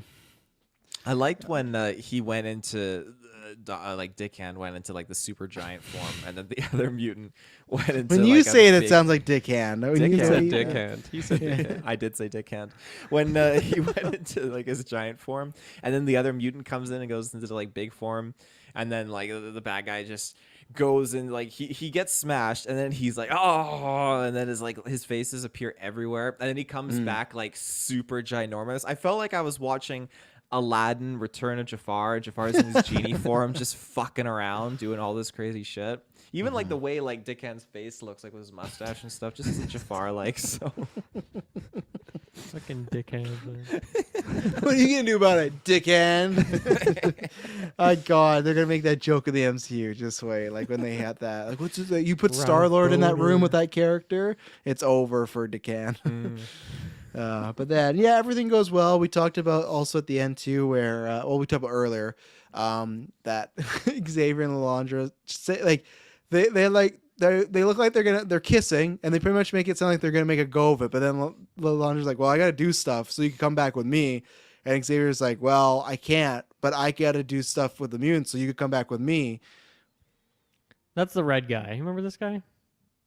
Mm. Oh yeah, I remember. What's I can't his remember. His name? name. We had to look it up the last time. Yeah. he has. It's Doesn't he something have an fire. accent too? Sunbeam or something. Sunbeam sounds about right. Yeah. I didn't catch this either. That we have what is it? Jean or not Jean? Storm's like. Oh yeah, Storm's Yeah. son. Right. I forgot about that. And Yeah. then, and yeah. it's Here's the Spidey. Spider-Man one. Yeah, like that. I totally Oh, missed that when I was watching it. Yeah. I did not. Oh, see oh no, that it's either. right there. War Machine, same scene. That's War War Machine, Machine yeah. and Spider-Man are together. Banshee's doing shit all. But anyway, so yeah, I like that just both of them. Like I know they were probably in love and want to be like that, but it just was funny. They both like had their excuses of like, well, we could do this, like no, well, we could do this, no, and then they're just like, well, let's just be star-crossed lovers, and they just like shake. It's like they had a one-night stand. Like, all right, let's just shake on it, and they broke off and everything like that. So, but you know, they care for each other, and they had a nice little 5-episode journey with each other, and they can, I guess, telepathic. They have the best shot of being long distance than anybody, right? They could telepathically see each That's other. what I was Oh, thinking. yeah. And yeah, Mimic experiences with that too. I would imagine. Well, they Oh, walk yeah. in on Xavier. Oh, don't come in. He's The beams like hitting him, like how it did in the he's beginning. screaming again. Yeah, there's something like a good way. Just oh, well, that's how Emma Frost and Cyclops have an affair that way at one point, where they have an affair in Emma's mind, so they can get away that's with it. cool. Yeah, I like yeah. that. Yeah, I like the ending for them because, you know, as I mentioned, like for previous characters, the other character, the new character, whether it's the Colossus or Deathstrike, they just go away and they're like, okay, well that was fun. I'll see you next time, I guess. Mm-hmm. But like it doesn't really make that much sense often. But I like for this, like they both have a lot of responsibilities, and it's hard for them to. One of them, like they both suggest, like, you know, Xavier's like, why don't you stay here? She's like, well, I can't do that. Why don't you come here? He's like, well, I got stuff to do too. So Yeah. it like finally made sense for these characters to part ways. And yeah, you're right. You guys are right with the telepathicness of it. I don't know. Maybe they have some more connections later on. They could always just, you know, do a little Skype call with each other, see how things are going. But yeah, cute. A little How's cute Dick story. Hand? He's a dick. Yeah. Let me take a look here. Back along my phone. No, I think that's all the notes I had for that one. Me too. Yeah, I don't have too much. Just a lot of action, a lot of fun times. You still laughing over there, Taylor? I'm just laughing about Wolverine. Gene, just leave him with his fucking photo. Like, what do you? Okay, Guessing. like in your scenario, what if he gone to like? What do you think he should have led with Scott if he goes over and talks to him? I think he should went up to Scott and like, Scott, like, I know what it's like to lose love or lose Gene. a loved one. Yeah. How does it feel? Yeah. And then just hand him the photo and then just leave. Like, I know what it's like to lose, because he's like, how many seasons now? He's lost how many of his lovers? Like, he's lost, I feel like, at least 3. Because Gene, Yukio, and I feel like there is another You one. keep fucking up that name. Eureka. Eureka, yeah. I did it once, just Eureka. Yeah. Who was Yeah, there? and Was I another lover? Oh, there Wasn't was it the like the Canadian girl that yeah, the recruited him? scientist. Yeah, because she Yeah. was married, but she still was all up in his. she was married to Alpha Flight guy. Yeah. What the fuck is The his poor name? bastard. Yeah, they made him such an asshole. Why am I forgetting? I gotta look it up before the end. Yeah. I can understand killing like your father and wanting revenge, but he was just like, you left the team, I'm gonna fuck you up. Guardian. That's his guy. Guardian. Yeah, and she's stuck with him though. He's my husband. Guardian the Red. Yeah, they may have some conversations, but I think it's just tough because if Scott's being mean to Xavier, Wolverine and him already have a rocky relationship, right? And Jean was fucking just kissing Wolverine a bunch. Kissing Jean in front of Wolverine. Looking like Fassbender over here. Yeah, but I'm sure we'll get more and stuff like that. We'll see. We got some fun episodes coming up now. Not as heavy, I'd say. Some fun ones. It's nice to have, because this is a 2-parter, which was meh, and then a 5-parter. I like when obviously that's just the way we're doing these chunks of episodes, but it's nice to have a little, just a quote unquote filler episode, just a little 1-episode arc here or there. I think that was maybe why these episodes dragged a bit for me. Is 5 parts. Like that is a lot, and we just didn't get much else in this section of episodes that we were watching. So that's maybe why, it was a bit lower for me. Let me ask you this. So, of all the X-Men, like we've had get like removed from like a battle or a greater calling, not including Wolverine going to like Alaska or anything like that, or Beast being in jail, but like the only one that's really been eliminated out from the X-Men team is Morph from like combat and everything. And now we have Jean, I'd say too, is kind of in that category as well. Do you think like I'm just making this all up hypothetically, is she gonna come back with like a Sinister thing? Because so far when X-Men leave the team from like battle or whatnot, they come back with Sinister at this rate. I feel like a Dark Phoenix is on the horizon. Dark would Phoenix make sense. We're not getting late. I don't know anything about Dark Like, Phoenix. did you mean so- specifically Sinister? Is what you meant? Yeah. Okay, I thought you were just saying Oh, like okay. Sinister, like the plural, like they're He's gonna come just back. slowly recruiting all the retired X-Men members. Yeah. Yeah. I was gonna say, I don't know, something called the Dark Phoenix. Yeah, I think there's something similar, sinister to that. So Why you get to see it in the show. So Let me ask you this: in the movies, why do they skip over Good Phoenix and just shaft us with Dark Phoenix? because I only got 2 hours, but that's always been the pitch. Well, they People go do. like, Don't they? For the moment, like when no, she for the kills for a Apocalypse? moment, That's what it is. It's one scene where she gets Phoenix, and then she kills a bad guy, but she's still committing murder. Like she's still doing something bad with, and then it's like they're always at each movie. They're like, "Gene, you sure showed a lot of power." Then like, yeah, and then the next movie, I'm evil. Like, or in X3, they just did a flashback to, hey, as a kid, she was pretty powerful, and then they mind wiped her. So that's why people have always, and I hope in the MCU when they do that, that's what they should do. I don't think you should do a trilogy of Phoenix movies, but you should have a trilogy where maybe she gets the Phoenix and there's one movie where it looks like a good thing, right? Like I think you could space this out with multiple movies and not just do it in one. I think that's always been the issue of like, we're going to do the Phoenix Tale in one movie. And obviously this didn't need to be 5, but the idea of space, Phoenix Force, she dies, comes back as Dark Phoenix, that's just too much for one movie. At least even give it 2 parts, you know? So I think that's what they could do. In MCU, they could like get her, have the Phoenix and like even have it dormant for a little while. You know, like it doesn't have to pop off right away, like if we get to that point. But again, my worry is because they already did it twice and both movies weren't that good, that Feige and team will want to be like, let's not do the Phoenix Force because they kind of fucked up on that. It's even just like, okay, the concept of this galactic stone thing that's out there and is so powerful. I don't know if maybe they feel like, okay, we did the Infinity Saga where there's all these stones floating in space, and I don't know, maybe they don't want to dip into that again. Maybe by that time we actually get to that part in the X-Men, it's been a long time since the since Endgame and stuff. Maybe they want to dip back into it, and they could change up other details. They don't need it to be crystal. They could make it be some person or something like that. Oh, I was too. gonna don't know. say, we did stones. This time, it's crystals because that's the joke right now, right? That in this phase, it's gonna be the bands, like these whatever these bands are and stuff. So you got like stones, bands, and now you'll have crystals. But yeah, but again, at that point, what the first rumor movie is 2027, so that's like gonna be almost 8. That'll be 8+ years since Endgame. So it's one of those things that maybe you can, as long as Secret Wars doesn't have a fucking MacGuffin that's a bunch of colorful and stuff. And even then, I feel like you do.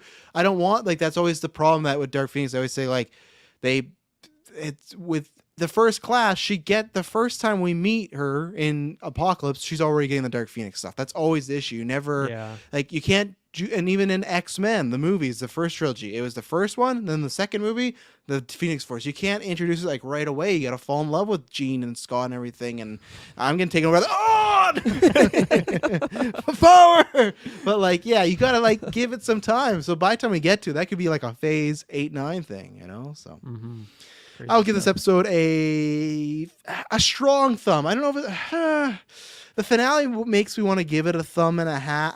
I guess I'll go a thumb and a half. I think Nice. the back half is done very well, and I like the emotionality of the team aspect. So I'll promote to 1 thumb for this. The Nice. ending this is a strong ending for me. So yeah, it's been a weak first half of the season here. Or not even first half anymore, first third. But it's my first thumb up of the season. There you go. I'll do thumb and a half. I'm gonna give a 1 firm thumb right there. one firm thumb. Firm. Firm thumb. One dick hand. The third One one. dick hand. One dick. One hand. dick hand out of 2. Well, ladies and gentlemen, we'll be back next time. You know, Dylan, you want some filler episodes? You're gonna get pretty much just a whole 6 in a row of just I love random it. episode, gotta random catch episode, up. random episode. Yeah, it's just that's my preview. It's just 6 episodes of just randomness. So there you go. So and there's some fun stuff, and I think there's one particular you're gonna like. So, ladies and gentlemen, we'll be back with this one's gonna be a 3-parter because we're gonna do 6 and then another 6. So it's going to be X-Men Season 3 Part 2, and it won't be boring. See ya. Bye.